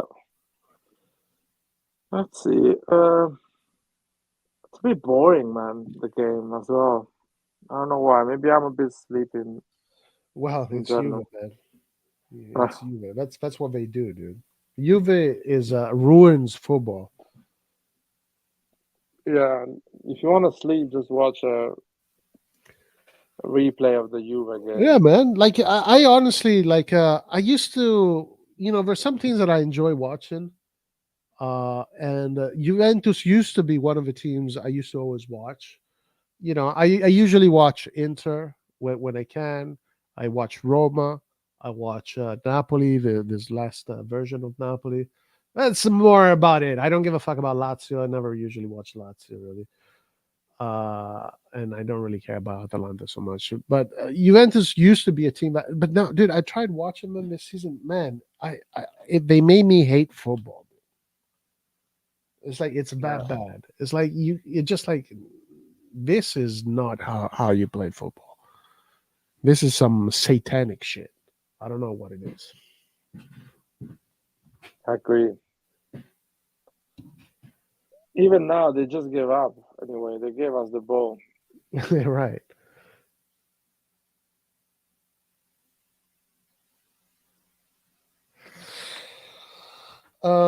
Chiesa warming up. Yeah, we saw that. Should have gone with a 4-3-1-1 with Puli as a second striker and Leao as a main striker. I don't disagree with that.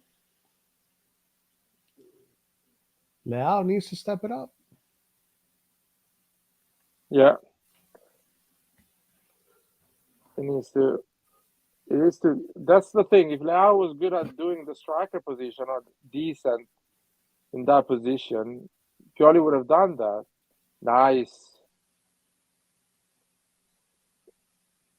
Good layout from Giroud. Giroud, Musa to Leao. Leao takes on Gatti like he doesn't exist. Gatti, guys, mate, does not exist. Man, this is insane. See, that's the job that Giroud does in this situation when you are one man down. That Pulisic would have done it. The long ball that Giroud brings down.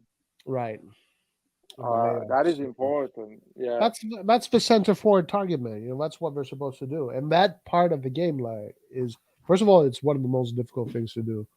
because you're always under pressure when you do that, and the margins of error are crazy. Finn, watch out for Milan. When the striker does it cleanly, the team plays well. But when the striker Yeah. does not do it, it's just a mess. Hold on here. Good play from Reinders. Florenzi. Milan calling for a handball. It is a handball. Good free kick here for Milan in a dangerous position. Let's see what comes out of it.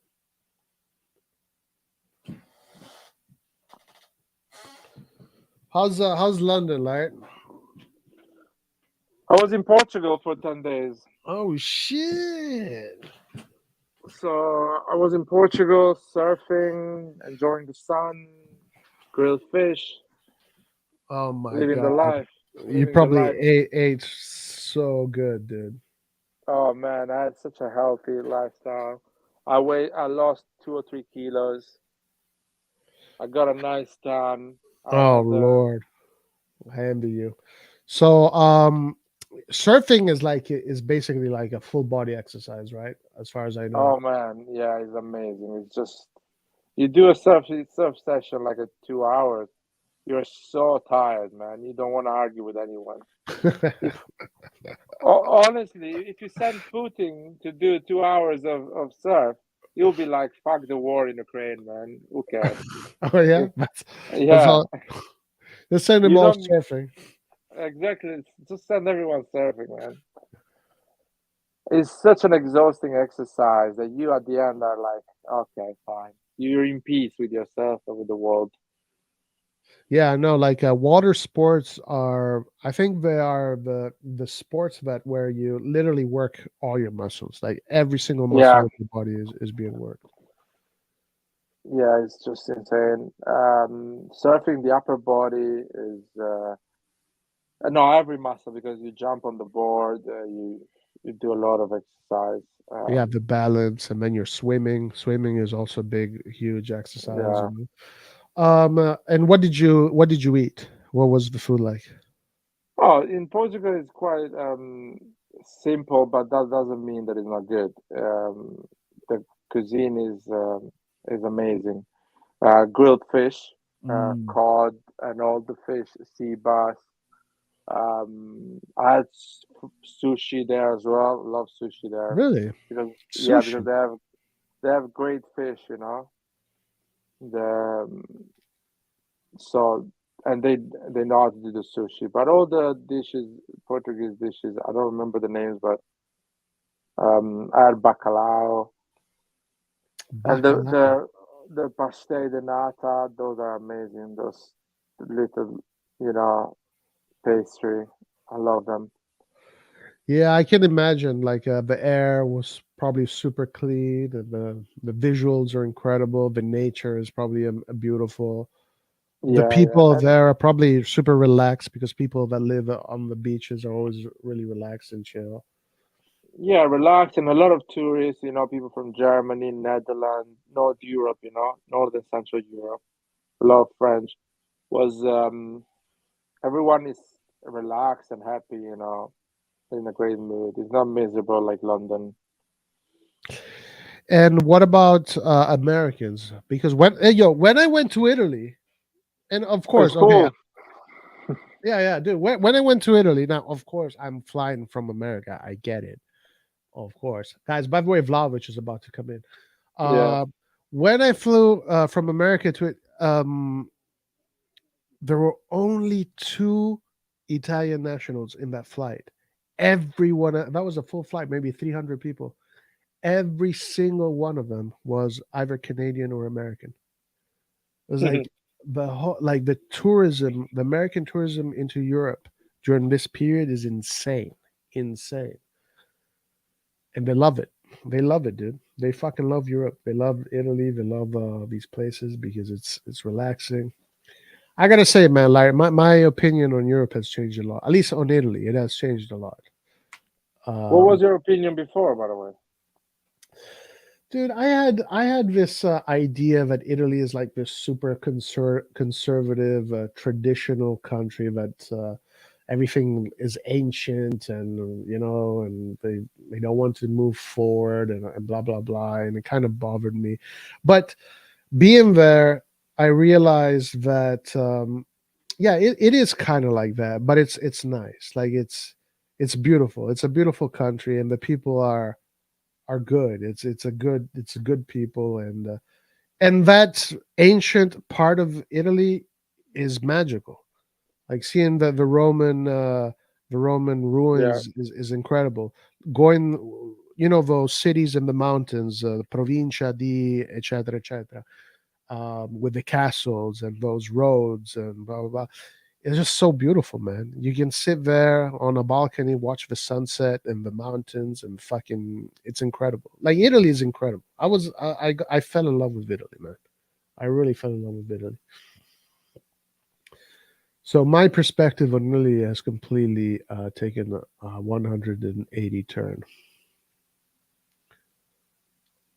Rome, uh, man. Italy's institutions are backwards. They're still too slow, but in general, Italy is not bad. Young people and general people, they look to the future. They have a kind of progressive view, a real progressive view, not the American progressive view. Because What the do you mean? American progressive view is a bit fake, you know. Um, in United States now, the Democrats are a bit fake progressive. The In a Democrats way. are yeah, yeah, yeah, yeah, for sure. It smells What fishy. do you That's what mean? I'm saying. What do you mean about now? When it comes to the politics of Italy, like honestly, I didn't really pay attention to it. I know that taxes are crazy in Italy. I didn't really Yeah. pay attention to the politics, and so what do you mean exactly? Kind of let me know because I'm not really sure what you mean. No, the people like me, 30, 35 years old people are chill, are cool.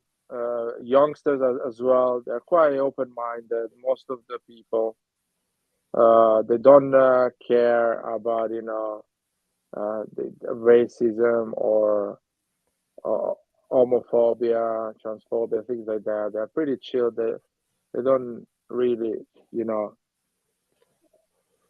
are aggressive or hate a specific, uh, you know, person in society. Yeah, They really that's the embrace vibe I got. everyone. That's the vibe I got. It's very chill. I got a very chill vibe. There's no craziness. Like America, dude, is insane. America right now in this historical period in America, like there's so much tension. There's so It's much so polarized. It's so polarized, yeah, United States, yeah, and they want change quick, and everything should change now. right. They don't bring gradual change. People overall are quite open minded anyway, but they don't like drastic change. So, um, for example, I'll just make an example. All these pronouns and everything like that. All right, right, right. We can all disagree or agree it's good or bad, whatever. But you cannot ask an entire society to change in 24 hours. You need Correct. to make it gradual and understand the other side that you're asking to change and to completely change their view. You need to understand that side and understand why they don't want to have that change. Yeah. Um, for another example is trans women or trans men to be in women's sports or things like that. That's a drastic change. And you cannot Right. have it in one day. It needs to be gradual if you really want to have that change. So you need to test it. You need to do it properly Right. to No, understand yeah. if it's right.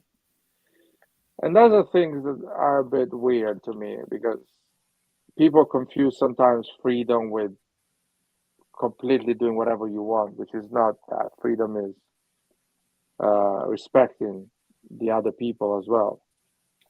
Good point. Yeah. Yeah, It's not anarchy. Freedom is not necessarily anarchy. exactly. It's not anarchy. There is some rules you need still to follow to allow the everyone's to be freedom, not just you. Freedom is not just you. The moment you are free, you're free, but you don't allow other people to be free. That's not freedom. Correct. Because if I'm not free to think the way I want to think, that means you're not asking for freedom. You're asking for your freedom, Right. and that's it. Then it becomes So then it becomes authoritarianism. yeah, exactly. So Yeah. Italy has to change. For example, the stadiums. There is this, there is racism in Italy on the stadium and everything like that, and that has to change, of course. But it's not a change that you can do in 24 hours. It's a change that has to be gradual. It has to be small steps. Right. Because it's a change that the society and people has to embrace. You cannot empty an entire stadium because 20 people are racist or 200 people are racist. Right. Right. Speaking of racism, Larry, I don't know if you followed the chat today, but there was a big discussion on racism. Guys, Mirante, fucking just cooked Vlahovic, dribbling from Mirante, playmaker. Rangers loses the ball in a dangerous position here, but it is a foul. Rangers commits a foul. He gets a yellow card. So yeah, there was a big discussion on racism in stadiums today in the chat. I don't know if you followed it, but No, I didn't essentially, follow that. but there was an incident that happened in Spain, in Sevilla. Basically, Vinicius Jr. was a racist incident, and that person got whatever, he got banned from the stadium. The usual protocol. In the article, it stated that was the 19th episode that has happened to Vinicius Jr. so far in Spain. 19th episode. 19 times.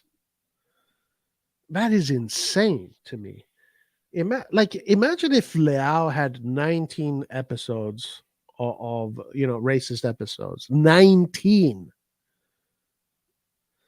The discussion was pretty much how come Italy gets scrutinized so much when it comes to racism, but other countries like Spain, for example, nobody talks about it.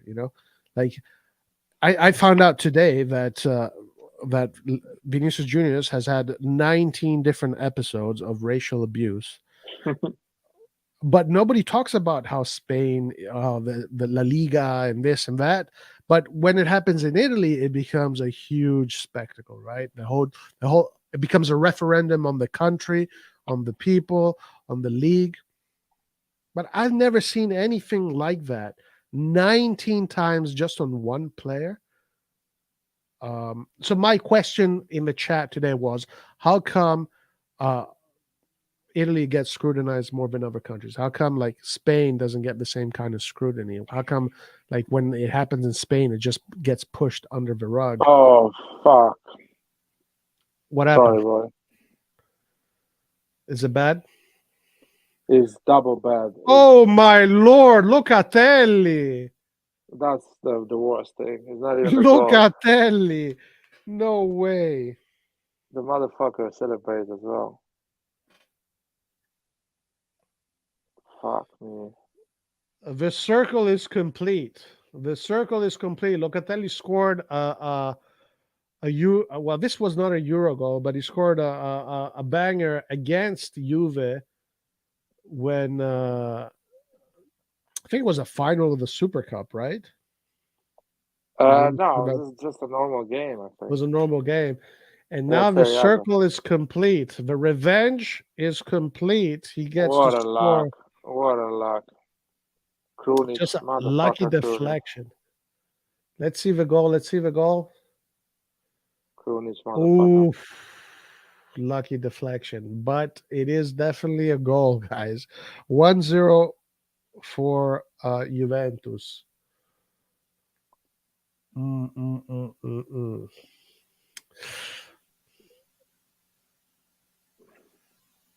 Larry, who are we blaming? Come on, there's always someone we have to blame. Do we blame Pioli because he took out Ali, who was playing good, for Krunic, and now Krunic? Of course, we're gonna blame Pioli, man. Pioli because he's coaching Ciao wrongly, and that's why Ciao gets red cards, because Pioli doesn't know how to coach him.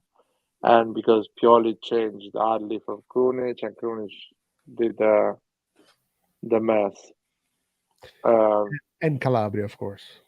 Was And Calabria's fault. Calabria. Calabria Yeah. wasn't marking Locatelli in the center. I blame Calabria because he didn't convince Locatelli to stay at Milan when he was Right. at Milan. Exactly. It's Calabria as well. So And I would blame Pobega as well.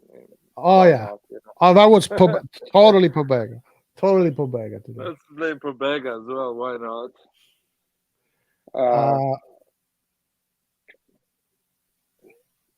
Yeah. Well,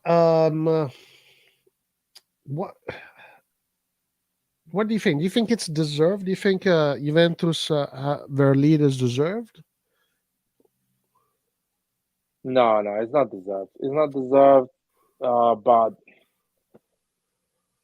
I don't know. That's how you win sometimes these type of games. The lack or individual brilliance. I was hoping for Milan to have one with Leao. We didn't get that. So I don't know. Is Adley still in the pitch or no? That's Rangers. That's Rangers. No, Adley is out. Yeah. Yeah, Adley's out. Rangers A play in lot a of very things. advanced position. It's a bit. We can still draw the game though. It's Yeah. not There's finished still a yet. lot of time. There's about 40 minutes. No, not 40 minutes. There's about 30 minutes, more or less. Yeah, 30 minutes. Still, that's a lot of time. That's a lot of time. The only issue is that, yeah, I mean, Milan has Okafor that they can bring in, and they have Romero that they can bring in.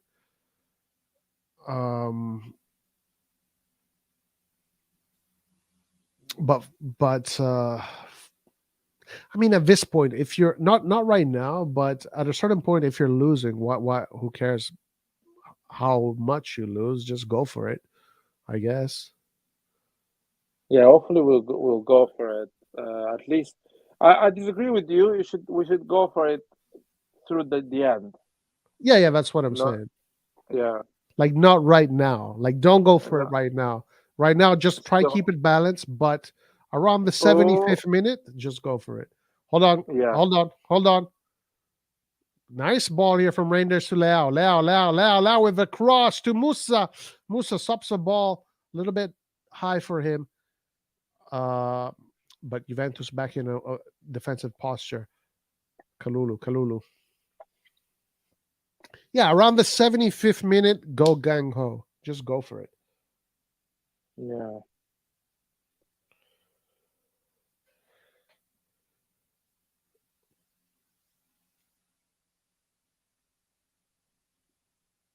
All of Juve now is just right, man, they don't press at all. Look at them, dude. They're just in their positions. They're shifting left to right.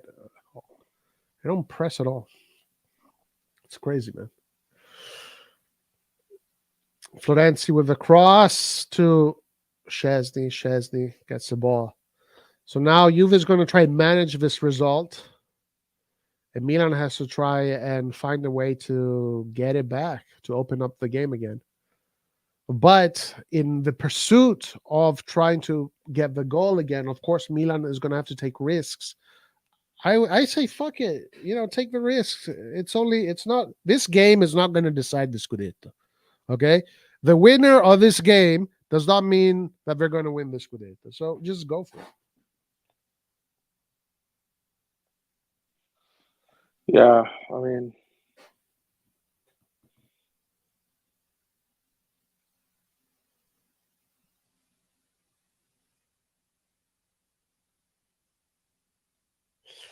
Any standout players so far for you, Laird?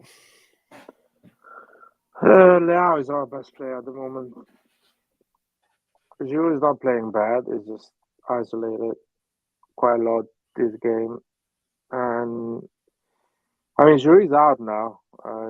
Jovic is in, but he played okay, Giroud, in my opinion, but nothing. Mm, Nothing crazy. I will reconsider the double pivot if Reinders plays as a number 10. What do you mean? In the future, I will go back to the double pivot and play Reinders as a number 10. But Ruben Loftus-Cheek cannot play the double pivot. Can play the Oh, number 10 though. oh, you mean go to a 4-2-3-1 with reindeers as the cam? Yeah. Yeah, he can do that role for sure. Mm. Watch out for Juve, guys. Juve in Milan's box right now. Juve in Milan's box right now. Just playing the ball. Mm. It kind of Chris, feels. Chris. It kind of feels in this current moment that Juve being a man up and having the result, it feels like it's starting to weigh on Milan a little bit. At least that's the sensation I'm getting right now. Maybe they can change that momentum, but it looks like Juve is starting to take a hold of the situation. Let's see. Let's see. When would you make these changes? In 70th 5 minutes. minute now. In 5 minutes, around the 75th minute. Yeah. So basically, Romero, right? You bring in Romero. Who do you take out?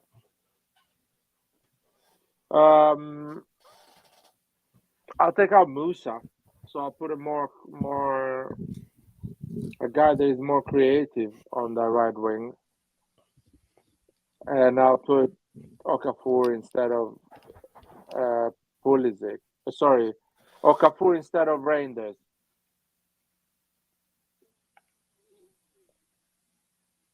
I don't know if it makes sense. You know that Pioli is a kind of guy that can do some shit that can really piss a lot of people off.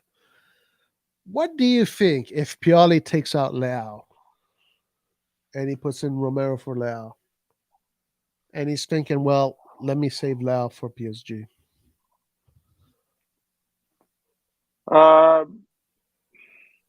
It is a bit weird. I wouldn't be like crazy, like, oh shit, what are you doing?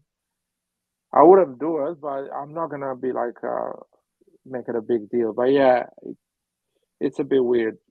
It's not ideal, I'll be honest.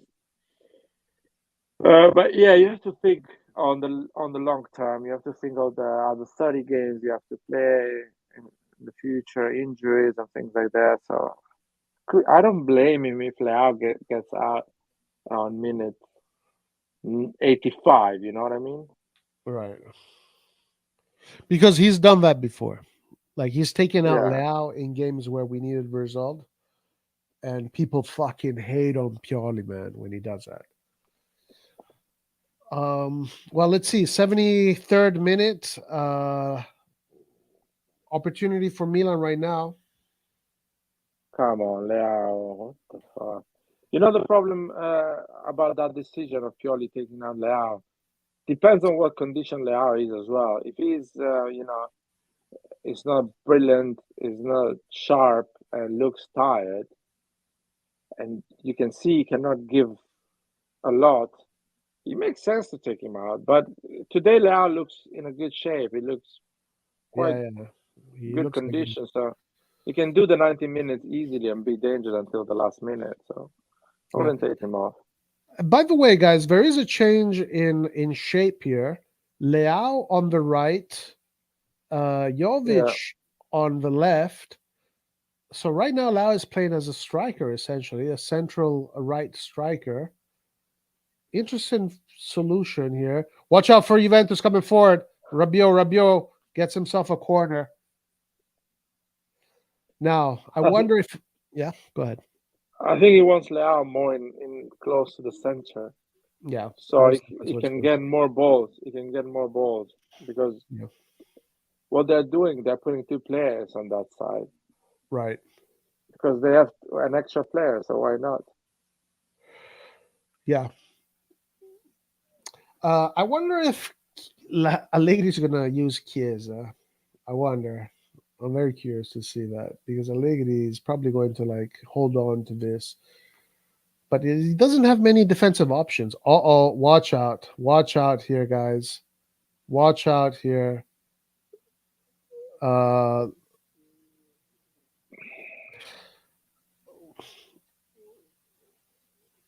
Watch out here, guys. There might be a VAR check.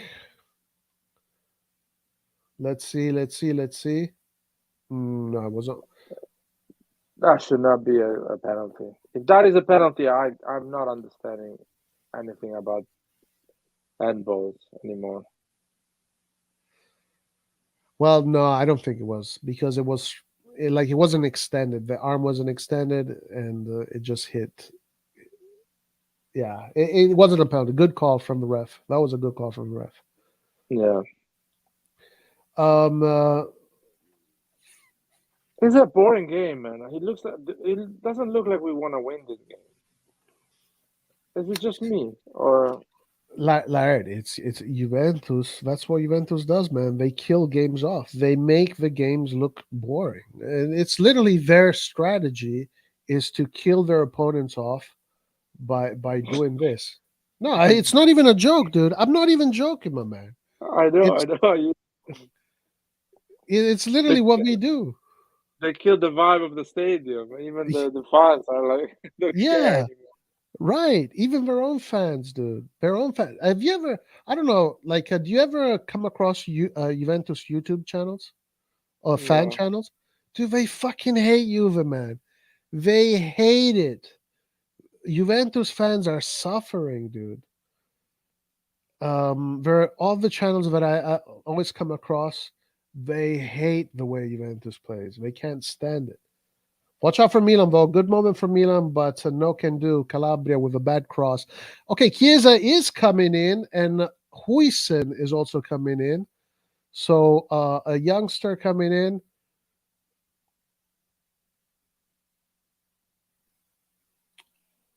Maybe Pioli should start thinking about making some changes. Leao right now is back on the left.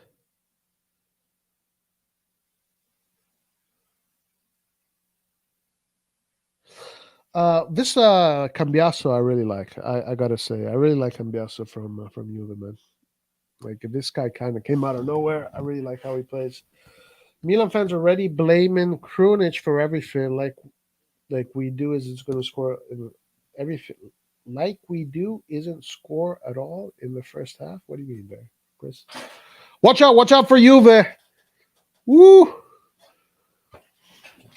Good defensive block from Kalulu.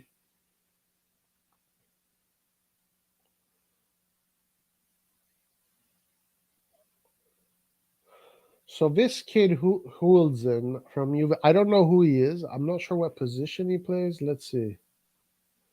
Okay, so Chiesa is coming in. Okay, Hulzen is a defender. Wow, Allegri is taking out Gatti. Gatti, guys, today has been completely. I don't know. Gatti today can retire from football because he got cooked badly. Unfortunately, Leao didn't score, though. But he's putting this little kid to defend Leao. Wow, incredible, courageous from Allegri.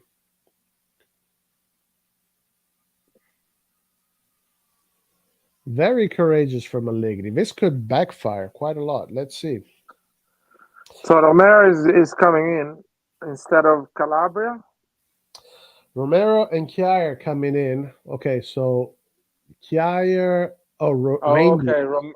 Romero is playing as a number 10. I like that. I like that. Pioli is cooking something here. So basically, the Calabria Kjaer change. I'm assuming Kalulu is going to go on the right, Yeah. and he's going to be a little bit more solid defensively, and he's going to take away a midfielder for an attacking midfielder. Yeah, okay, I see the balance he's trying to do with that move. Let's see if it works. The Florenzi is playing with the Juve players. Yeah, he's good, Florenzi, man. And Florenzi, man, last year we missed Florenzi, dude. We really missed Florenzi. Him and Magnan were big misses. Like people Yeah. don't want to give Florenzi like the credit of how valuable he is, but he's a valuable player. Oh yeah, he is. He is a good player. It's just people don't like anymore experienced players, Right. old experienced players. They just want this young, new. things, you know. I don't know. Yeah. No. You're right. You're right. Um, okay, we're about to 80th minute. So this is the 80th minute, and Romero is playing in a central position. He's pretty much taken, center left. He's pretty much taken Reindeer's position. Kalulu playing as the right fullback. He's also coming forward. Let's see how Jovic does here. Okay, good play from Jovic, holding the ball there. Kalulu tries the cross. I think there's a Milan can cook something here. There is an opportunity. There is a chance coming from Milan. It's coming. Is it going to be in the net? Is it going to go in the net? That's a big question, but it's coming for sure. At least 2 more shots on target are coming. I mean, if we score, what the fuck here is doing, man? The thing is here, if we score before the 90 minutes, we can actually win this. Oh yeah. I just saw the Kier pass.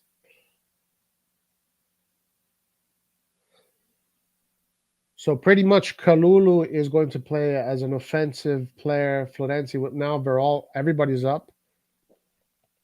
Yeah, we're risking it all now. I think Yeah. Okafor will join the group as well in a bit. And this is the risk right now. Juventus with the counterattack coming forward. Juventus, watch out. But good job from Krunic. But this is the risk. Now everybody is going up, and you're going to have these plateaus open up. So this is where you need to be clinical and take the opportunities that you're going to create. Leao with the cross. Dude, Musa is so predictable. Let's see, Musa versus Cambiasso. Cambiasso, guys, is very good, though. Let's see how Musa does. Musa to Kalulu back to Romero. Here we have Romero, finally. Romero touching ball. You can already see he's got that quality, man. He's got that Argentinian playmaker quality. Look at him. Looks like a bootleg version of Dybala.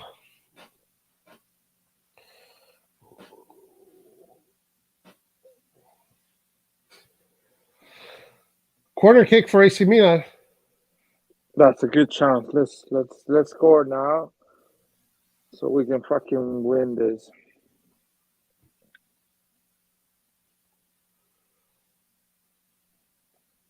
Where, guys? Where?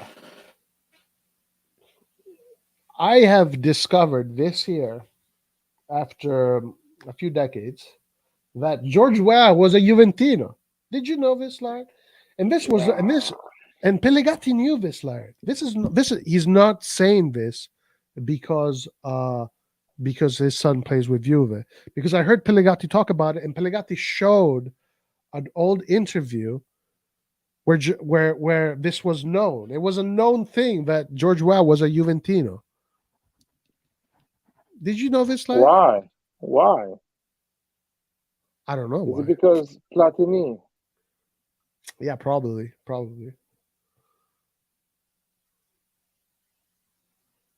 And George Weah, and George Weah said it also in the 90s. Look, I'm a professional. I play for Milan. Milan is a team I fight for. But in the Serie A, my team has always been Juventus. Incredible. Funny. I honestly don't care. It just is so weird, so out of context that he has such a specific taste in his Juventus. Right. He was honest about it. At least he was honest about it. Guys, we are going towards the 85th minute here. I'm sure we're going to have... Oh, my Lord, Krunic. I saw that. I didn't say anything. Krunic not having the best of games today. He passed the ball to Pioli. What the fuck? He's playing with Pioli.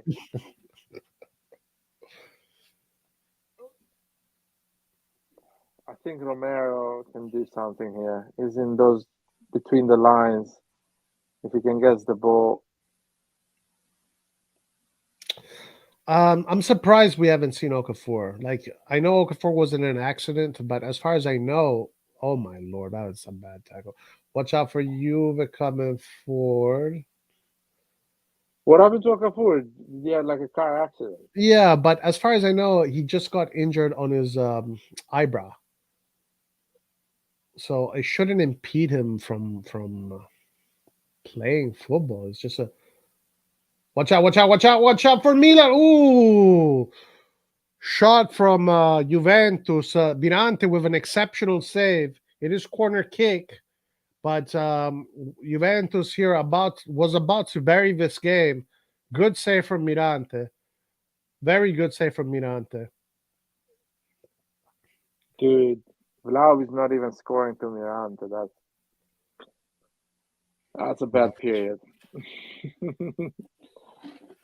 Shit, we need a counter now from this corner.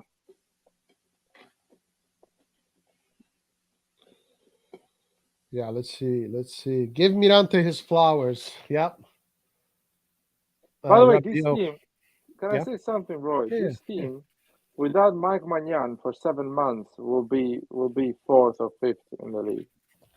Yeah. Oh yeah, for sure, my man. Dude. That's And that's my feeling. Such a Magnan big player, Magnan. is the leader of this team. He is in my opinion the best player of the team. I mean, I know Leao, but Leao is not consistent. Magnan is consistently the best player on the team. Like, watch out for Juve coming forward again. A mistake from. Let's see if Milan can take advantage of the situation. Milan building from the back with Kjaer. Jesus Christ. Tomori. Slow build up from Milan. Doesn't look like there's urgency. Oh my lord. What are we seeing today, guys? Man, This is Allegri is shambles. Allegri, even Allegri is pissed off at how Milan is playing right now. dude. You know what is it here? It's weird that we don't want to win this game.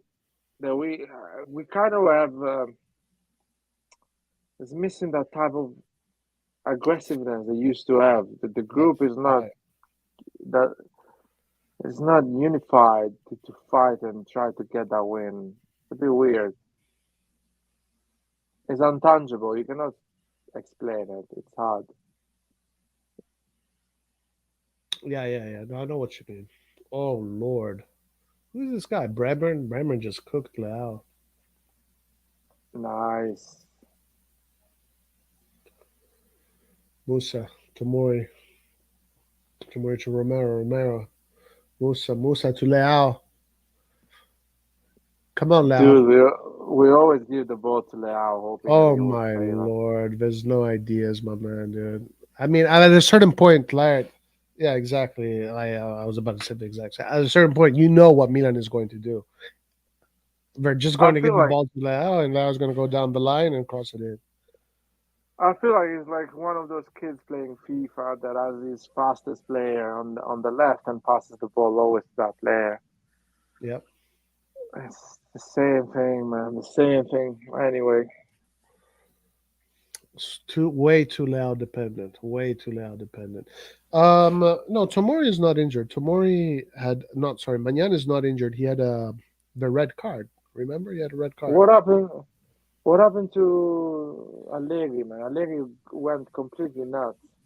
Yeah, I He don't took know. off his he took off his jacket and he's shouting, taking off And it happened after the Florenzi missed the tie. ball.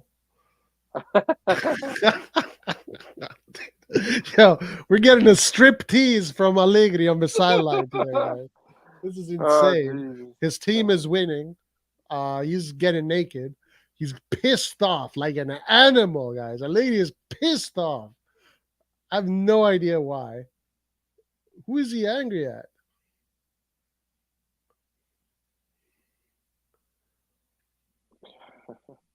I think he's angry with the ref because he wanted a yellow card for somebody. Dude, that's insane. We didn't have a serious chance the whole 45 minutes of the second half. Am I wrong? Did we have a No, chance? yeah, I don't think we did. I don't remember any. Look at that Levy, man, getting naked, throwing his tie. What is going on with Allegri? Look at him. Look at the players. They're looking at him. I wish I knew what he was pissed off about, man. Why is he's I such a think crazy guy. he was pissed off with the fact that the ref didn't give a yellow card to Kalulu Oh, for what? for a foul. Oh I shit! didn't see it. Watch out here for Juve. Nothing. Ooh, ooh, Rabiot. Okay, they go back. Juventus not in a rush to get that second goal, and that is maybe one of their weaknesses. Um, watch out, watch out. It's a mess right now. It's just freaking. It looks like children. Like when children play football, they all go on the ball. Yo, Mirante, man of the match at the moment.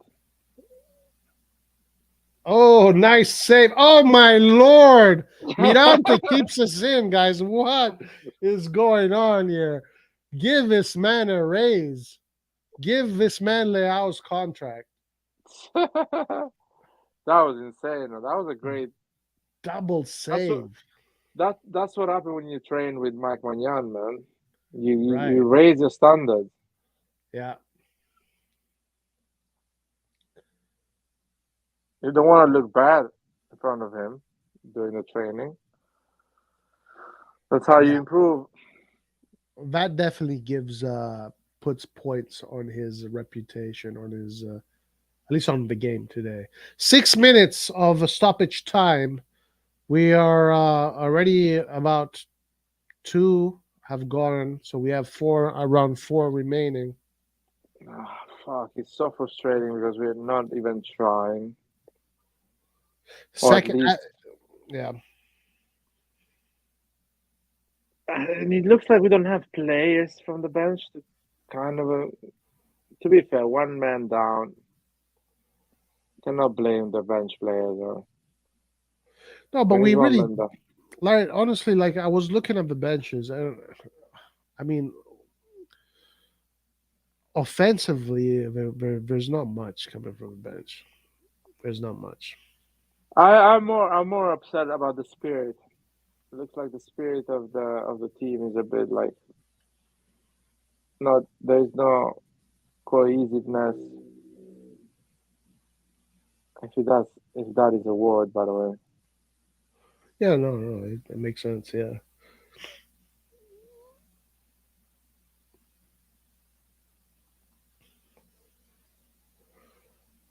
A lot of space here for Juve now. Chiesa tries to set up Miretti, but Mirante intercepts.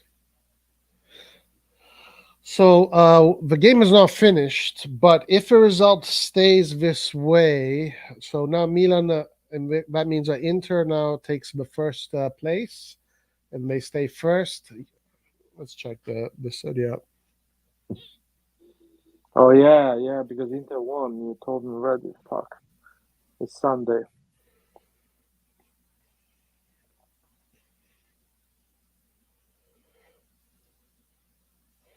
Yeah, so Inter stays first with 22 points. Juventus goes to third with 20 points.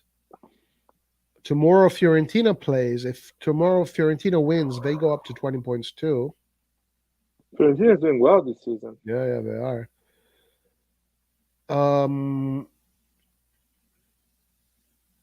So yeah, Juventus guys, third place. Of course, we knew honestly from the beginning that Juventus not being in Europe, not having the European commitments, would have a big advantage this season. So they're definitely exploiting that situation, and they Right? will. Are we? Are we gonna talk about the elephant in the room? What is the elephant in the room? That useless player that we have up front, Jovic. I mean, the moment that guy came in, we didn't manage to see the face of the goalkeeper of Juventus. Yeah. What's So wrong with you're Allegri, man? Allegri is an idiot, man. I will give him the red card just for being an idiot. dude, he's going absolutely insane. Honestly, I will give him the red card, and if you ask why, because you're an idiot, not because you did something wrong football-wise. You're an idiot, and I don't want to see you around. Dude, I mean, we're gonna find out why he went so fucking crazy. Like, but that I've seen I him do will. these things before. Like, I've seen him before. There was like those Instagram clips of him doing this shit. Look at him. So this is a PSG fan that comes and says hello to us every once in a while. See you at the park. Yeah, man, at the park smoking joints. I wouldn't mind smoking a joint right now after this game. Man. After watching this game, I feel like I had 25 joints. Look at Locatelli getting emotional. Fuck you, man. Dude, Jerry Cardinale is managing to lose 5-1 against Inter and lose against Juventus with Locatelli's goal. I'm like, Incredible. awful. Nightmares. These are Incredible. nightmares. I'm watching my world. He's crying. Fuck you. Honestly, man. Wow, dude, he's look at that. He's crying. Locatelli, literally, this is his revenge. Like he literally feels like this What is a his revenge. pussy. What a pussy. Incredible.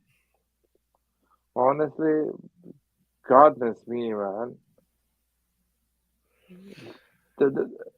Can you have a worse Juventus Inter games than this? Lose 5-1 against Inter and lose against Allegri's Juventus with the Locatelli goal. Yeah, Honestly, it's it's pretty like bad. Jesus Christ. It was an own goal. Yeah, I was. Yeah. Man. The man is crying like he won the fucking World Cup. Yeah, yeah.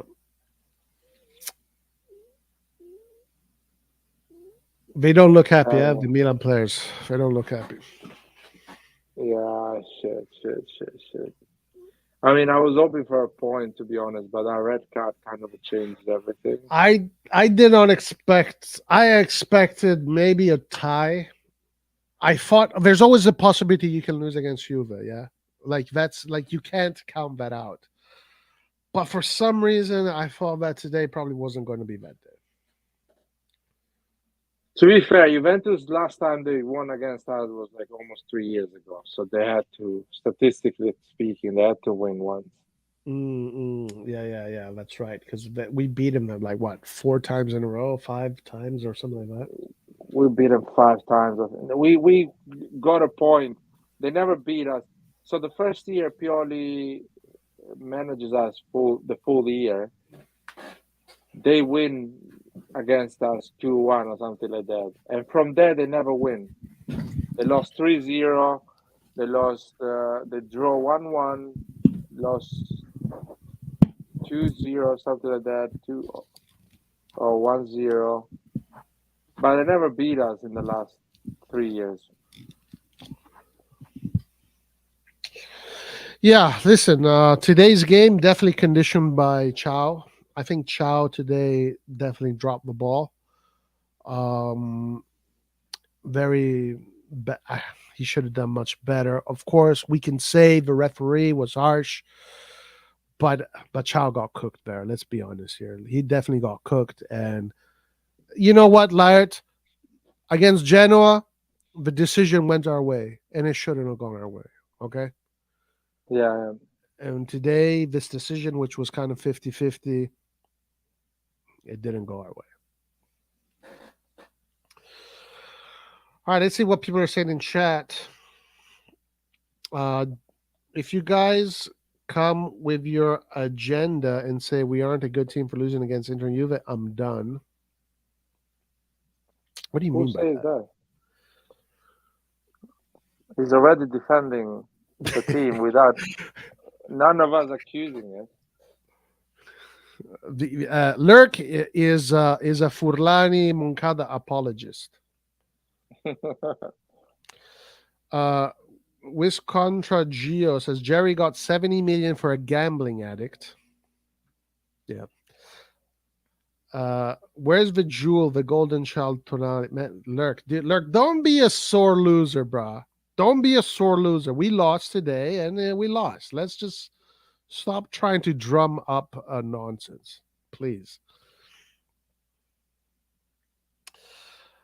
Florenzi awful.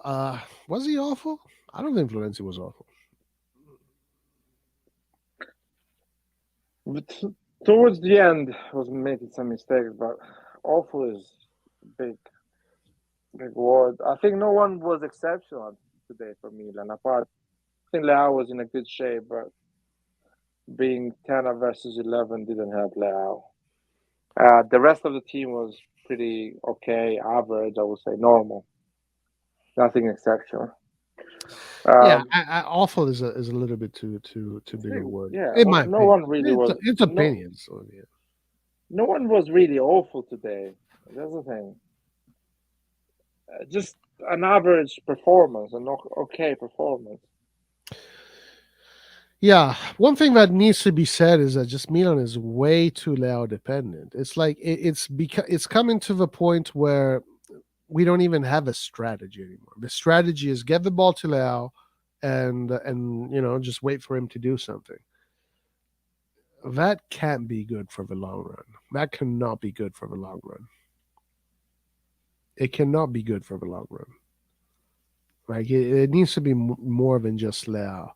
And of course, today we didn't get to see Pulisic for the whole 90 minutes. I get that because of the situation. But we started noticing this even against Lazio. It's like we against Lazio we won because of 2 plays from Leao. If you take away those 2 plays from Leao, we don't win that game. Yeah. And today it was pretty much the same. It was exactly the same, except this time Leao wasn't able to score. Listen, if we want to talk about the management, I think they dropped the ball in the market when it comes to the forwards, for sure. For sure they did. Jovic is not the answer. Okay, let's keep on going. It should be an own goal. Well, I mean, whatever. It doesn't really matter. It's a goal. Where's the golden jewel? Tonali, damn Forza Soccer. I bet he put money on Juve. Lurk hating on Tonali. Next week, we're going back to first place against Napoli. Lard, do you think we can do that? We can beat Napoli? Mike Magnan is back. Teo is back. I don't know. Not sure. I'm not sure because it looks like we are a team that struggles with big teams. We struggle against Inter. We struggle with Juventus. Newcastle. Napoli. Newcastle. Dortmund. Yeah. Looks like I don't know. Let's see. But honestly, I'm not worried about this game. We lost against Juventus. There is nothing wrong to lose against Juventus. Things happen. But we need to analyze the overall game and we need to say how things are. Chow did a massive mistake. That means that we are relying the entire season to youngsters like Chow, Kalulu, and Musa. And you will get those mistakes during the season. So that is a down side. That's right. Yes, in the difficult moments, the only solutions we have is Leao on the left. When things goes well, yeah, the other guys, everyone kind of contributes. But when things are hard, the ball goes always to Leao on the left. Nothing else. Nothing different. And the midfield is inconsistent. Honestly, I'm not happy with the midfield. It's not a world-class midfield. Let's be honest here. I know we want to believe that because we're excited and blah blah blah, but this is definitely not a world-class midfield. Like you're not going to You're not going to get things done with Ali, Musa, and Reindeers in the midfield. I'm sorry. I know this is a big. This is people hate it when we say this kind of shit, but it is what it is. Let's just be honest with ourselves. Damn it. Let's fucking be honest. Like Ali, Musa, and Reindeers. Really, this is our midfield. Mm. Krunic, Krunic is the starter. Krunic, really? That's the guy that is supposed to be the backbone of the midfield. Ugh. Anyway, Ernesto says he's not angry because we're still second. Wiscontra Gio says you would have said Inter can't get to 5 or 6 wins in a row in the derby, and here we are. You would have said whatever. I'm not even thinking about Inter, to be honest with you. Lost to Juve and Allegri taking his clothes off for the Jerry Dick Riders. I am very interested to know what happened there. Allegri is a funny character. Yeah, Allegri's crazy, man. If we would have conceded that goal, we could have scored 2. Chow showing he's not a big match player. If we would have not conceded that goal, yeah, I think if it would stayed 11 v11, I kind of think that Milan probably had the edge. Yeah, right? It kind of feels that way. That if it would have stayed 11 v11, Milan would have had the edge here. Now, big. Oh no, go ahead, Larry. Go ahead. No, it felt like easy 3 points looking at the game in the first, 20 minutes. And that mistake happened, and everything went in the bin. So it's a missed opportunity for easy 3 points. But we will learn that lesson, I guess. Hopefully. So there's a big statement here that came with that message, and that's a really big statement. Chow is not a big game player. Is that fair? Do you think that is fair to say that? I mean, I think okay, let me go first here. I don't want to know what Larry thinks about it. I think like you have to give these young players the permission to make mistakes. They have to, because those mistakes is what puts that fire up their ass to become better. And if you don't give them that permission, that leeway, then you just lose them. I think Chow is a very good player, is a very good potential, but he's not the final product. So to say that he's not a big game player, I think is a little bit unfair.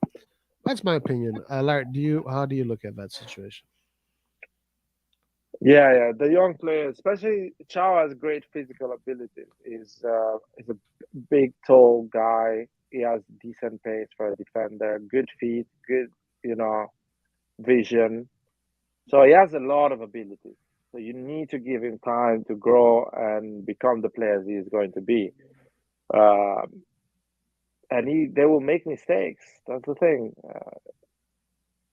My problem is don't sell them when they are ready and done, when they are the player they are supposed to be. So there's no problem with that. He can play big games. It's not that. I don't think it's the problem of a big game or not a big game. He can play those games. And with Inter, again, our defenders are paying the price of a midfield that is not making filtering properly. That's my opinion. And it will be like this the whole season. Our defender will make those mistakes because the midfield is not helping them enough. I think we are so like honestly, like the reason why I stopped on this comment here, it says I don't like that squeaky voice Fulani, and also I don't like when the boomer Milan fans, he's talking about I guess me, I don't know if he's referring to you too, probably is, can't be happy after we were first place in the league and claimed we were lucky to get there. Well, there was a little bit of luck. I think there is a little bit of luck involved because like we faced a lot of teams that had massive injuries. And also we were very lucky against Genoa to get that goal. But aside from that, forget all of that. Like, let's just be honest. Like the midfield is not a world-class midfield. today it's Roy, I had to hear all Gen Z Milan telling me for 2 years that we were lucky to win the Scudetto. And yeah. now they don't want to hear us boomers for 2 weeks that we were lucky to be first.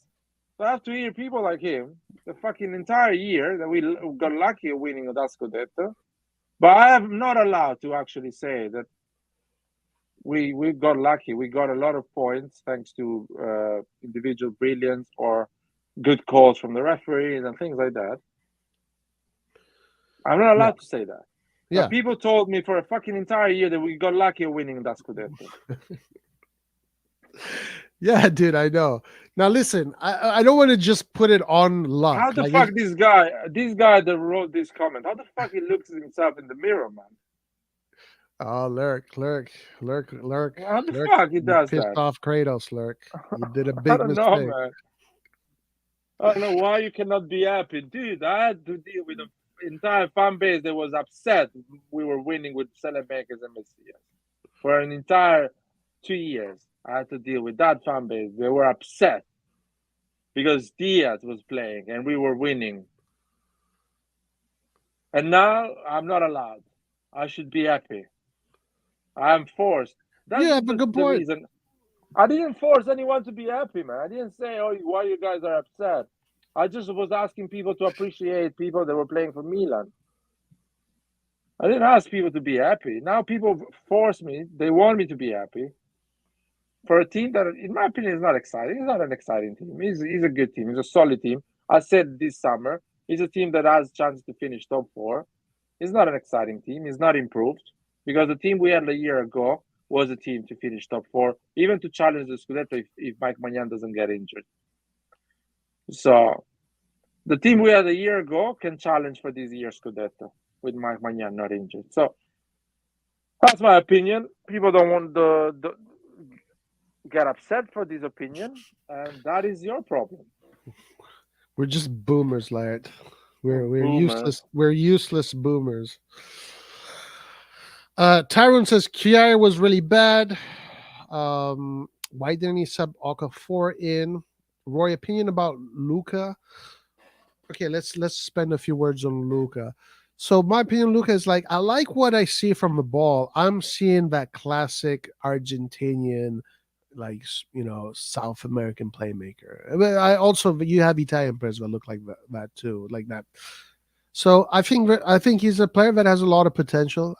Like today, I don't think we can say much about Luca today. Like obviously, he didn't have much time to have an impact, and we were down a man. So I don't know. I mean, I don't know if you can really judge Luca Romero today. Any words on Luca Romero, Laird? He had a good fighting spirit. So he was trying to do that extra, tackle, try to foul players as well to stop the game, to recover the ball. So he's a good player. He needs more time. He needs more minutes. Still, Pulisic is the first choice. So I guess Pulisic will play most of the game. But I guess he will get some minutes because Pulisic needs to rest. Especially in Serie A because he cannot play in Champions League. So that will be interesting to see. But yeah, he can play. He can play for Milan. He's a good player. He will be a great player, in my opinion, in a couple of years. Yeah.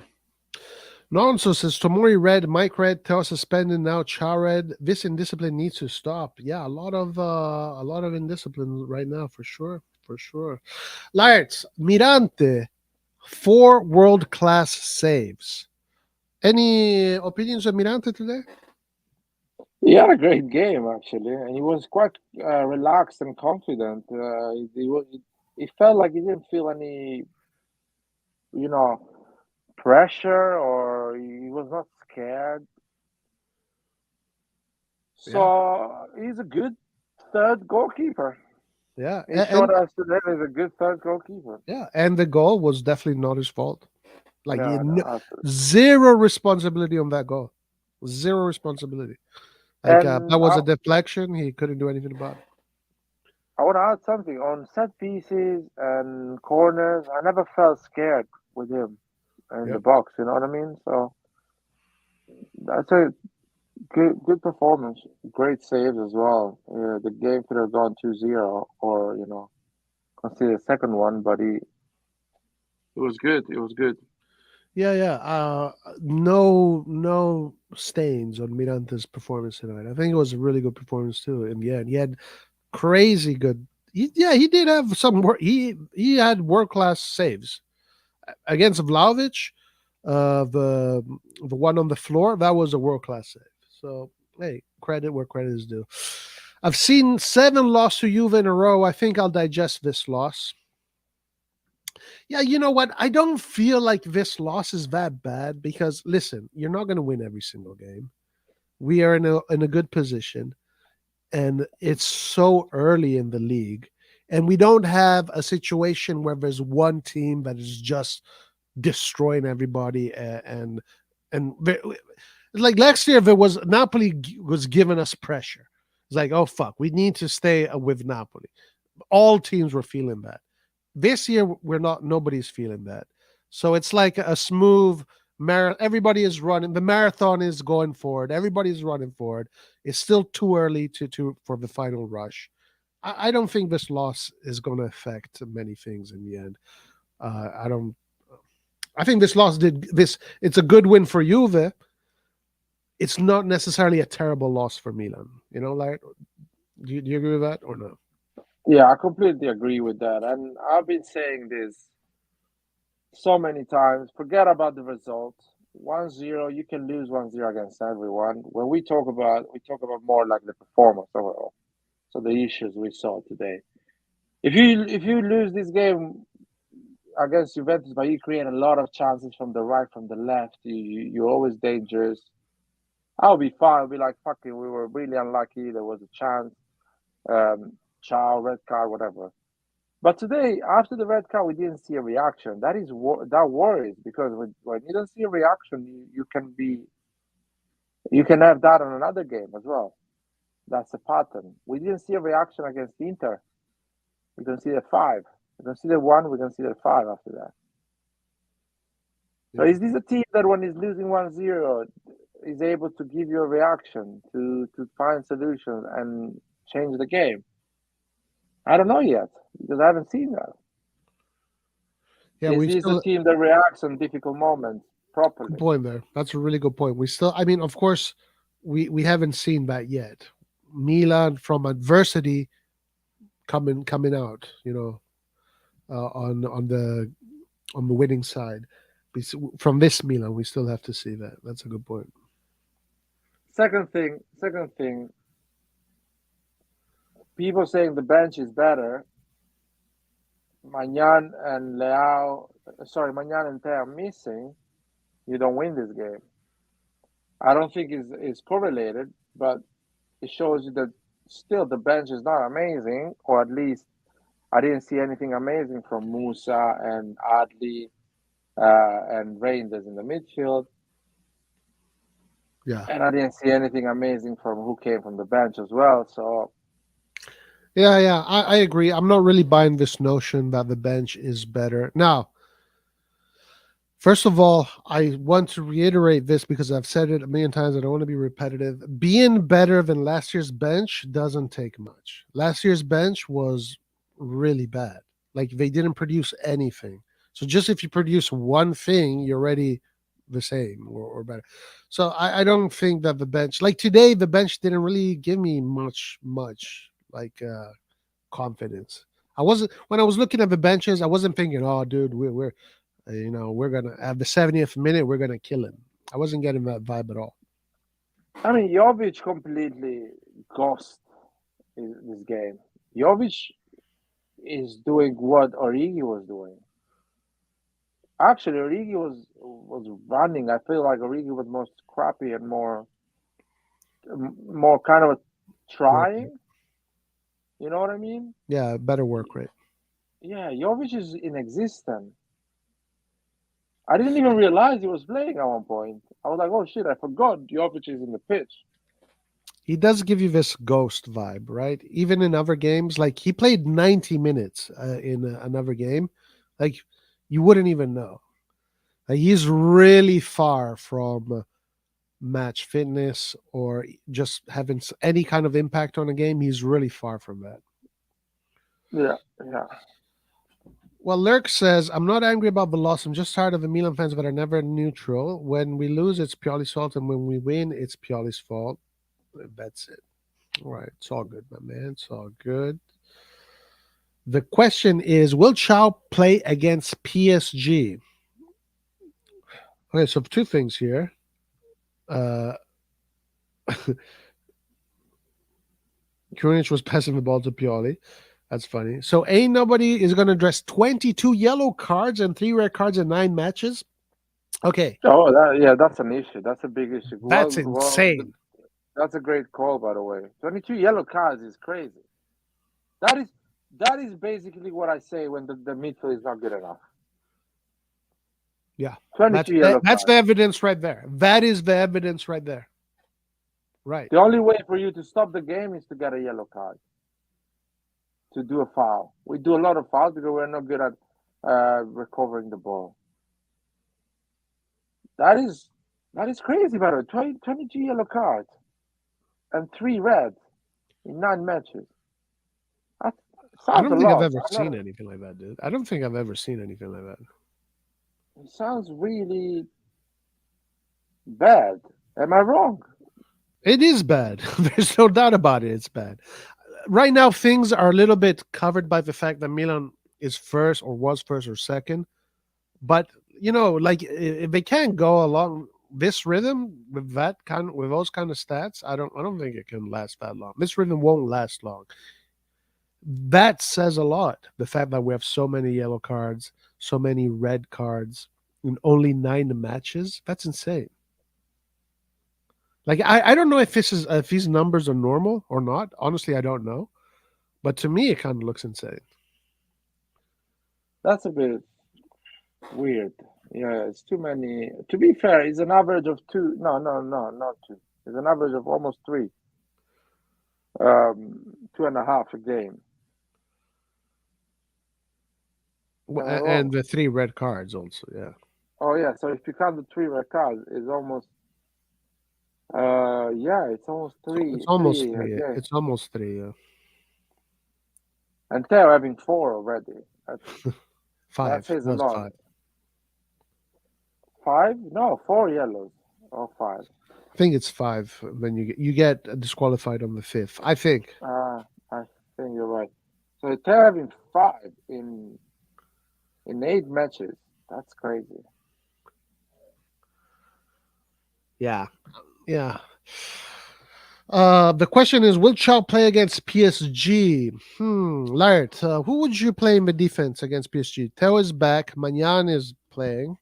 So we know those 2 players are definitely playing.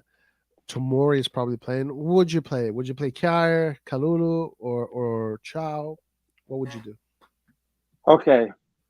Let's clarify. Let's do Theo Hernandez, Mike Magnan, Tomori, Chow, and I'll put Kalulu as well on the right. So I'll play this formation against PSG. So like a defensive formation, like Yeah, more conservative, essentially. I think this defense will suffer with the midfield. The midfield we have. Sorry, say again. I think this formation, this defense, will suffer with the midfield that we have right now. Which, when you say this, what do you mean by this defense? The one that I mentioned, the one that Theo, Magnan, Tomori, Chow, and Kalulu. That it will suffer. Yeah, it will suffer against PSG with this midfield. So, in order to mitigate the suffering, how would you do it? I don't know how to mitigate this suffering because I will play with 3 at the back and 5 or 4 midfielders. So you'd go to that the basically the plan B for Pioli when things are not going too well, essentially. Yeah, I will go with that one because clearly things are not going well, or we are ready to go really bad. We're starting. Mm-hmm. So yeah, it's gonna be tough against PSG. I think it's gonna be a really tough game. And we're playing in France, so we need at least to 1 point. So I will fucking go with Kier, Chow, Tomori, or Ciao, Kalulu, Tomori, and Calabria on the right, Teo on the left. Midfield, I will put Krunic, Reinders, and Musa, and Giroud and Leao up front. Or you play Krunic and Reinders, and you put Pulisic, Giroud, Leao up front. That's how I will play it against PSG. I wouldn't play with four at the back because our midfield is shit. Here we go. I said it. I'm sorry. No, off the Our ball. midfield- Listen, it's not controversial. Off the ball, this midfield is not good. It's not really good. bad.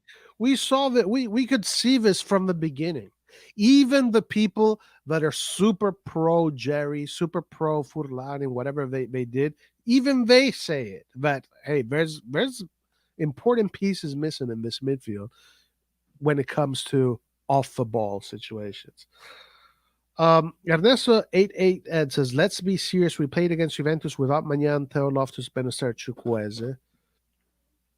I think you addressed this earlier. So, I mean, but also Juventus didn't have Danilo. They didn't have Alexandro.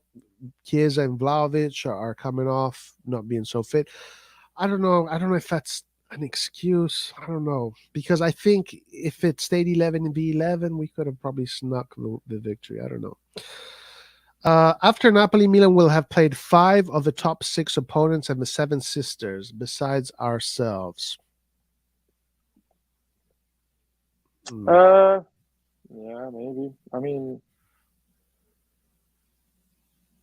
yeah. I'm worried with this midfield. I'll be honest. With teams like PSG and Napoli, we will see a bit more. I'm not confident after this game. I don't feel confident. Maybe I'm too negative. Maybe the game was so ugly that it may put me a bit of negativity. Well, listen, one thing for sure, the PSG game is going to be much better. Okay. Yeah, it's going to be more exciting. It's going to be way more exciting. Like, we're going to see good football. We're going to see quality football. Like, Juventus right now is the ruin of football. Like, honestly, the fact that this game is so famous and the whole world, America watched this game because America pushed the fuck out of this game, the American Derby. So you had like all the American soccer fans watched the game today, Oh and yeah, true. they saw this. It's not good. It's not good. I blame Juve. It's all on Juve. What about that? So basically, oh my god, that was ugly. Shit, that was ugly. People are like, "What is this soccer thing? Why are you even watching this? Yeah, it was really Why bad. Pulisic is going out? Why Pulisic is going out after 20 minutes? Yeah, Who is the coach of this team? yeah. Why this bald dude is going nuts and stripping off everything? Allegri, imagine from United States watching Allegri going nuts. Oh yeah. Right. Imagine like What the fuck, man? today. I wonder what the viewership today. The viewership must have been insane. It must have been insane. The issue today will be like a lot of casuals, people that don't watch a lot of soccer. Yeah. They'll be like, "What the fuck is this?" They saw a shit show today, pretty much. They're like, what? This is what our boys are doing in Italy? Really? This is what's going on? This is what the hype is all about? Yeah, guys. Yeah. Blame it on Juve. Look, I agree Milan didn't give the spirit, but this is all on Juve. This is all on Juve. Juve just plays shit football. Yeah, they're awful. Allegri is a monster, man. Allegri, the Feder culture should not allow any team to hire Allegri. They will be Right. like, no one. Allegri is not allowed to work in Serie A anymore. Right. Get that guy out of football, man. He is Yeah, the he's most damaging. fucking paid coach in Italy, dude. He is the Yeah, most paid coach in Italy. that's nuts. That's crazy. Okay, let's go to Uh, some more comments here. Let's see. So Lurk, Interista, Red John, and Nathan said we got lucky. I backed our team when we had Tonali, Benacer, and Kessie, and Salamakers. Y'all just don't remember. It's all good, Lurk. Don't worry about it. We know you. You're. We're just messing around, bro. It's all good. We're bros. We're bros. I don't have to sit here and say I back this, back here, and courage, but I did. I maintained my agenda, and that's still defending this team, just like you guys did against all the haters. Dude, it's all good, bro. How can yeah, Milan man. fans can be happy with behavior of some fans like Jerry? Don't say shit Italian players that played for Milan. What? How can Milan fans can be happy with behavior some of fans like Jerry?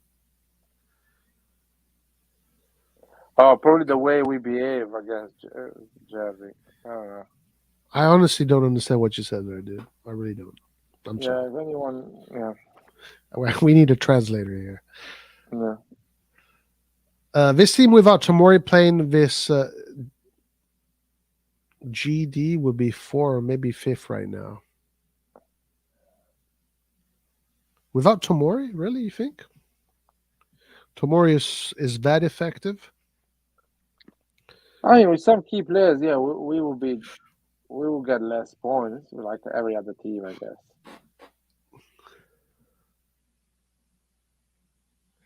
I don't get why Roy is bunching me with a Fulani apologies. I and prayed. We got Gundogan. Dude, hey, first of all, Lyric, like you kind of said, you kind of instigated it, okay? But it's all good, man.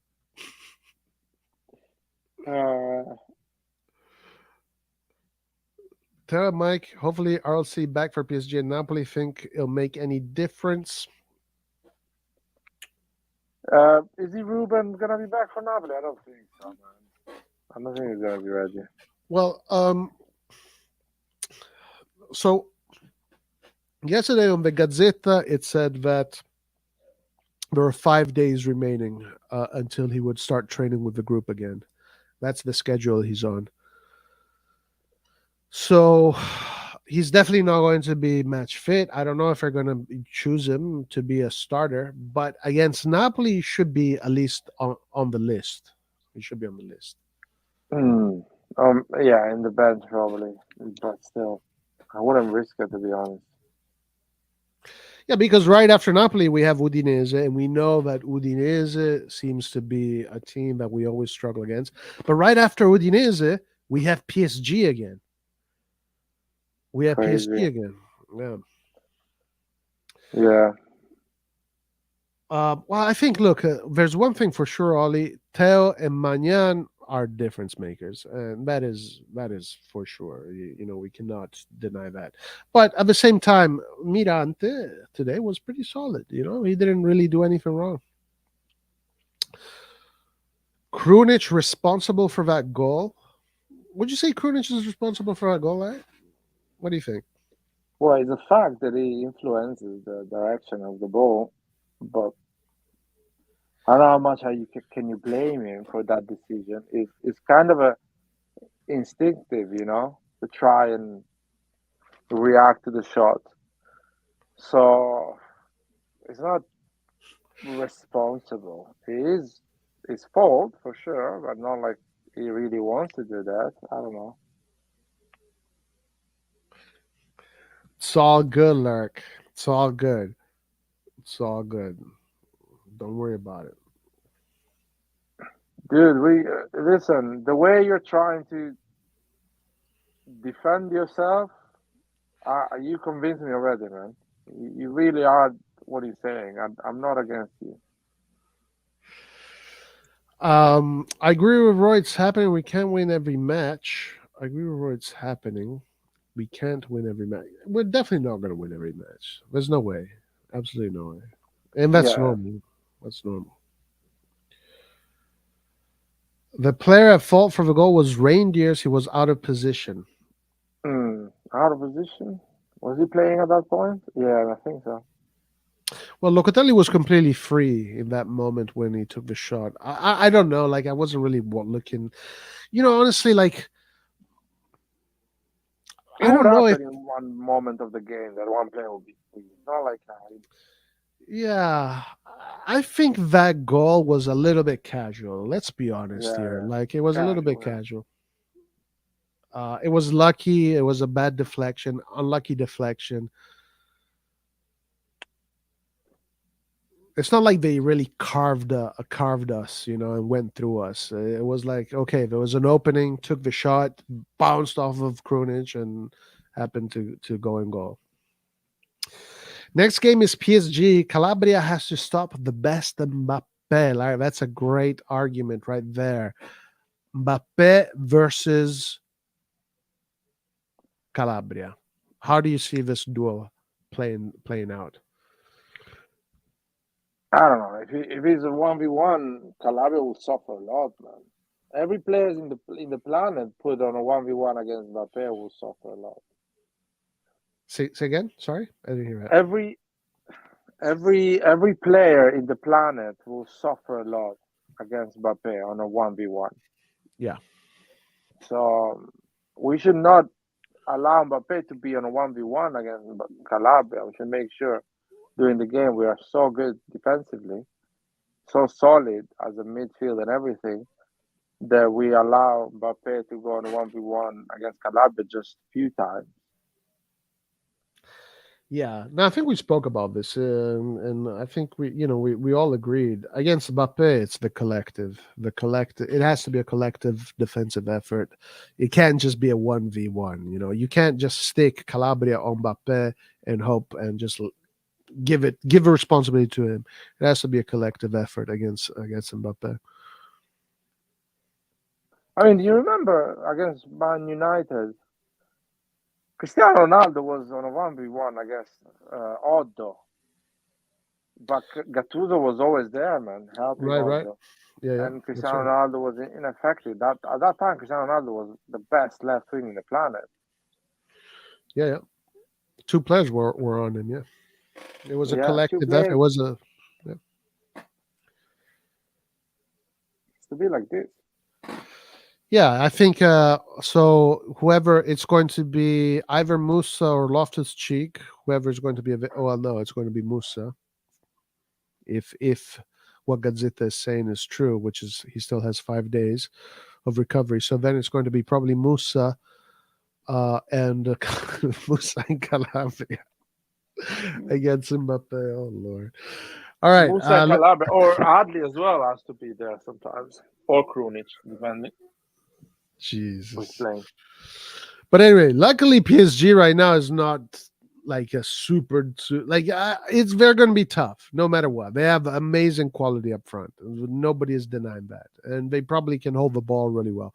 Listen, I checked the stats of Newcastle PSG. Newcastle had 26 ball possession, 26%. 74% of the ball possession was with PSG. Both teams had more or less 12 or 11 shots, but the big difference was that Newcastle had 8 shots on target and PSG only had 2 shots on target. So there is a way to beat PSG, but they have the quality. They have the quality to just drown you with their possession. Yeah. They're gonna go for it, man. They need the 3 points. Maybe that is good. Maybe that is good for us. Lyric is pissed off at us. It's all good, Lyric. Don't worry, we're all friends. We're still bros. We're pretty much doomed since we signed Jovic. We're becoming one-dimensional once again. Power Ranger was quite quiet in this game, and Pulisic couldn't play at all. Yeah. Milan is lucky, and we have the hardest schedule in all of Europe. Give me a break. Let's see. Against Inter, Milan scored a goal to make it 2-1. It was after the 75th minute, after the Pioli made the changes, that the team lost their shape in their heads. We need a true tail backup. The bench were the starters today.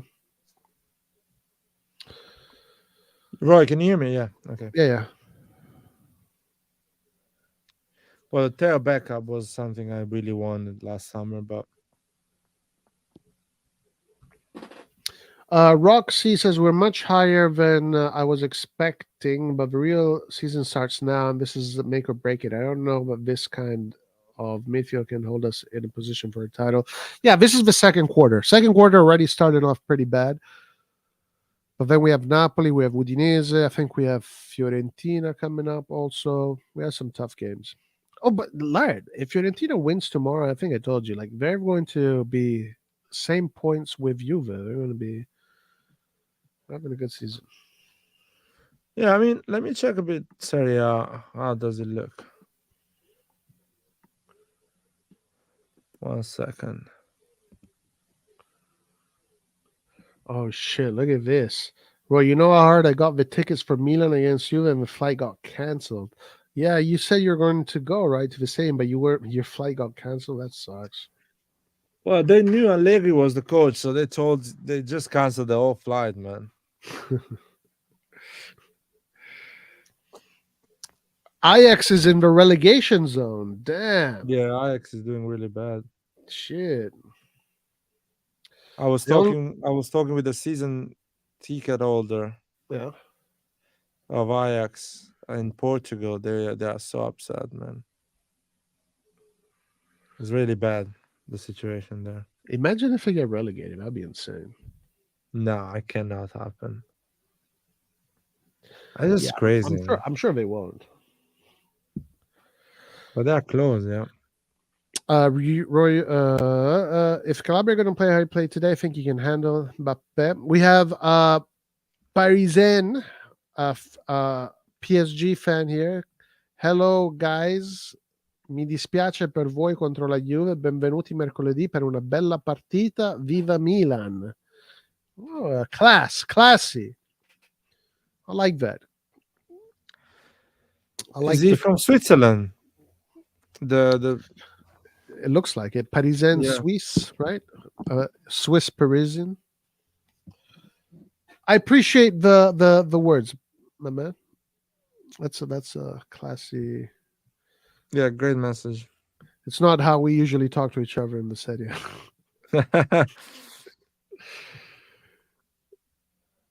We played the same way we did against Napoli last season.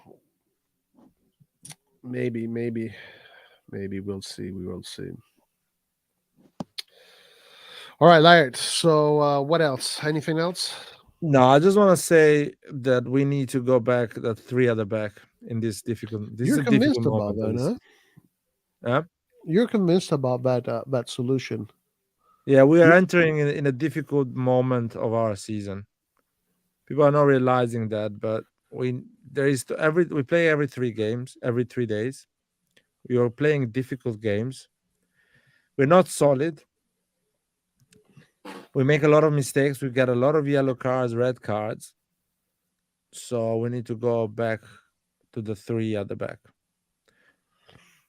It will be boring. You know Pioli's not going to do that, though. Well, he's not going to do that. Maybe he does that because he doesn't have enough changes. He doesn't have enough players in the bench. Honestly speaking, he doesn't have someone in the bench that can come in instead of Pulisic in Champions League. It doesn't. So why even playing a 4-3-3 when you don't have someone in the bench that can come in and contribute to you? And he doesn't have enough midfielders as well to contribute and help him. But he has an abundance of wings, like fullbacks. He has a lot of them. Yeah, I mean, let's see. I don't think he's going to do And that. center backs. He has a lot of center backs and fullbacks. I don't disagree with the notion because you got to be solid. Let's see if he does that. I'm curious. Parisien, Swiss. Am I saying it right? You're around French people, right? Europeans. Is that the correct pronunciation? Parisian, Swiss, I guess so. I don't know. La mia mamma di Parigi, il padre di Ro, e sono nato in Svizzera. Ok. Is it a Passaporto svizzero. Italian Swiss? Italian side? Don't know. Or is he using ChatGPT to communicate with us? I'm not sure. No, But no. I've heard that having a Swiss passport is pretty good. Yeah, it's amazing, man. One of the best passports to have. The Swiss passport, the neutral passport. Wish Romero had more time. Okay, Yeah. so Edison says if Pioli used the Inter system, we would win everything. So that kind of goes with what you're saying. 3 at the back, wingers, solid midfield. You Yeah. agree? You think that, huh? I don't know if you can win everything, but we will be really hard to beat. And in these games we're playing, we need to be hard to beat, because if you lose, let's say you lose against PSG and Napoli, you're done, in my opinion. What do you mean you're done? Well, you're done. Champions League would be super hard to go through the group if you lose against PSG. And if you lose against Napoli, it gets super hard for you to win the league, because you will be 4th or 5th, something like that. I think 4th. I don't know. I'm listening, but I just read what you said. Dilao fuck Locatelli's girlfriend. Jeez, the way Locatelli was crying, man.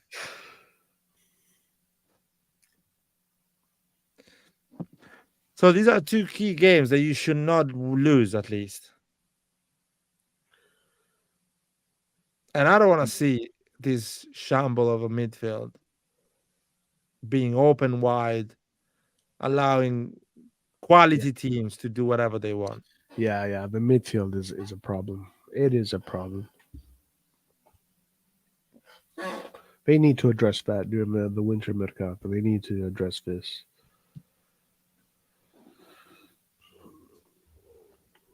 So where is Leao playing? No, listen. For me, in the Inter formation 3-5-2, it's perfect, because just get Leao away from that left wing.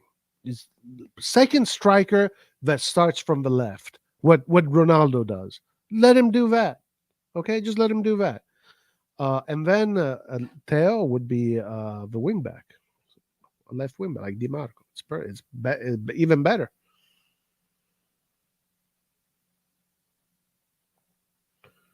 Yeah. I think I might hate Juve as much as Inter. They're shameless. 11 men behind the ball. When we had 11 men, they were waiting for us to make a mistake. What a shit club. They're so shocking. Yeah, listen, Juventus football right now is completely shocking for sure. RossonARI TV, dove sei in USA? Ti sei italiano in America? Siamo allora Laert è in Inghilterra e io sono in America. Yeah. London, LA, From London to LA. to Paris. What song is that? Must be some dance or house song. They use those things. Yeah. But no, I think there is a song that actually says that. From London to LA, blah, blah, blah. All right, listen, Laird. Anything else? No, nothing else. It was a bit disappointing, as football wise, my eyes hurt a bit. But it's fine, man. Losing it's okay. Yeah, listen. The loss against Inter, that fucking hurt. Okay. Yeah, that fucking 5-1 was shit. 5-1 was just insane. And that pissed me off. That was so freaking crazy. Like this one today. Yeah. Can happen. It can happen. Right. Like I'm not going to cry myself to sleep over tonight's loss. It is what it is. That's the final thoughts. Yeah. Okay, listen, let's close it here, Laert. I think we said everything we need to say. So we have the Champions League game coming up. Mercoledì. Exciting. Is it Wednesday? Yeah. Yeah. According to our Parisian friend, it is Wednesday. 8 p.m. 8 p.m. 8 p.m. I guess so. At least in UK. Okay. In UK, it's 8 p.m. All right. For you, it's like lunchtime. So in Italy, it's 9 p.m., right? Yeah. Is the UK 1 hour in front of Italy? Yeah, earlier. We are 1 hour Okay. behind.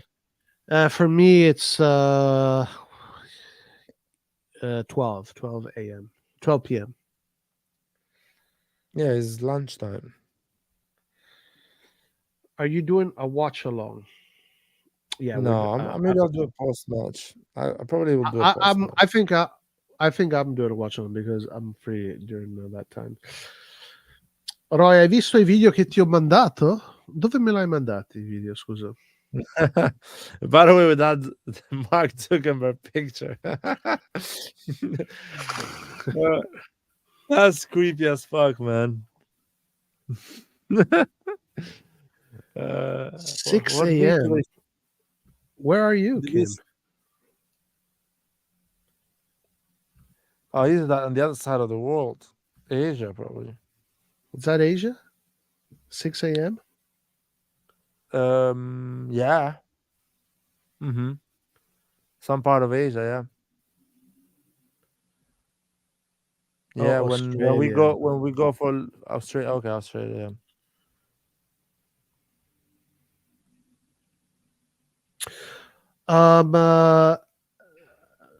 No, listen. Unfortunately, YouTube does not allow you to put links on the comments, so you have to kind of get creative when you put links. You have to get creative. You have to Tell kind of him mask it. or just send them to fucking how's it called? Instagram, the RossonARI Instagram. Well, I don't have access to it. Maybe You don't have access, Twitter? No. or Twitter. Yeah, Do you Twitter. have access to Twitter? Yeah, send them on Yeah. Twitter. Yeah, send them on Twitter.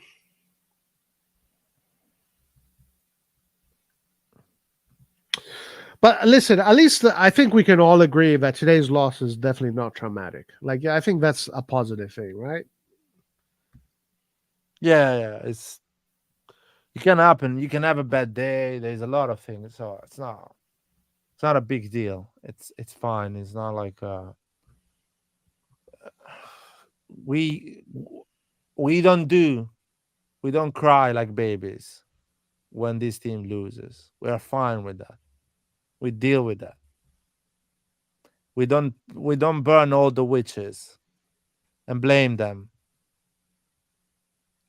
like used to be in this channel years ago when this team loses some games and everyone do the list of players that needs to go.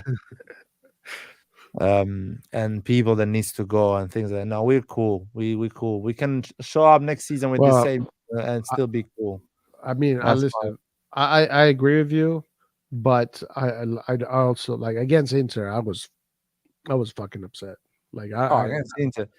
Listen, people can say whatever they want, man. Jerry is the president that lost 5-1 against Inter, man. That's who is Jerry for me. In the history of AC Milan, Jerry is the guy that lost 5-1 against Inter. That fired Maldini and lost 5-1 against Inter. That's who is Jerry. They can say whatever they want. Yeah. Parisen Swiss says, good night. I'm a subscriber. Ciao ragazzi. Grazie, Paris Swiss. Thank you for being a subscriber. Ci vediamo mercoledì. See you Wednesday after the game, man. We're gonna be really tough against PSG, so forgive us already in advance. Yeah. Forgive us. We can be pretty nasty when it comes to other teams sometimes. But all good on this overall. Yeah. Okay, so even in the comments, YouTube doesn't allow you to put links. Like you might see them when you put them, you might see them on your end, but they're not going to show up on. Nobody else is going to see them. Only you're going to see them. So send them on Twitter. Send them on Twitter. I know we lost, but I seriously didn't know you were this bad. Yeah, we really are. We lost. Let's shut down the club and start over. Bravo, Liars. Bravo. Fuck the Jerry Lawrence. Salamanca's out. Messias out. Pioli out. Romagnoli out. We lost. Let's. Oh yeah. Okay, so according to Parisian Swiss, we're going. It's going to be 2-2. Oh wow, that's a beautiful game. 2-2. Hopefully is a 2-2 is a great game to watch, I guess. If I know how PSG plays in Milan on a good day, that would be a beautiful game to watch. Hopefully it's like this. I think it's going to be a really good game. I think it's going to be a really good game. Like it's going to be quality football. Like it's going to be a good showing of football. Milan is going to try to play quality football. Mbappe. Well, yeah, Mbappe. PSG is going to try to play quality football. So we're going to see like football. Today was not a spot for football for sure. Oh yeah. If we don't get Retegui in the winter, we don't win the league. I don't. Tough to get Retegui in the winter. Tough. Very tough. Anyway. Okay. Last words. No. Forza Milan. That's the Forza only. Milan. Yeah. All right, guys. Everybody, thank you for joining us today. Tough loss, whatever. It's not that bad, really. It's not like we got outplayed and all that crap. Definitely nothing like the Inter situation. Yeah, we're not going to win every game, so it is what it is. Guys, we will see you on Wednesday. Forza Milan. And let's take some points from PSG and Napoli, and I'll be good. Ollie says. All right. Okay. So to everybody, have a great night, great day, great morning, wherever you are. Forza Milan, Forza Bologna. Hisham. Because Hisham loves Salamakers. He's a Salamakers fan. Well done, my man. He's coming back next season. Don't worry. Dude, he's on loan. He's on Yeah, I loan. know. We haven't sold Salamakers, by the way, guys. We haven't sold it.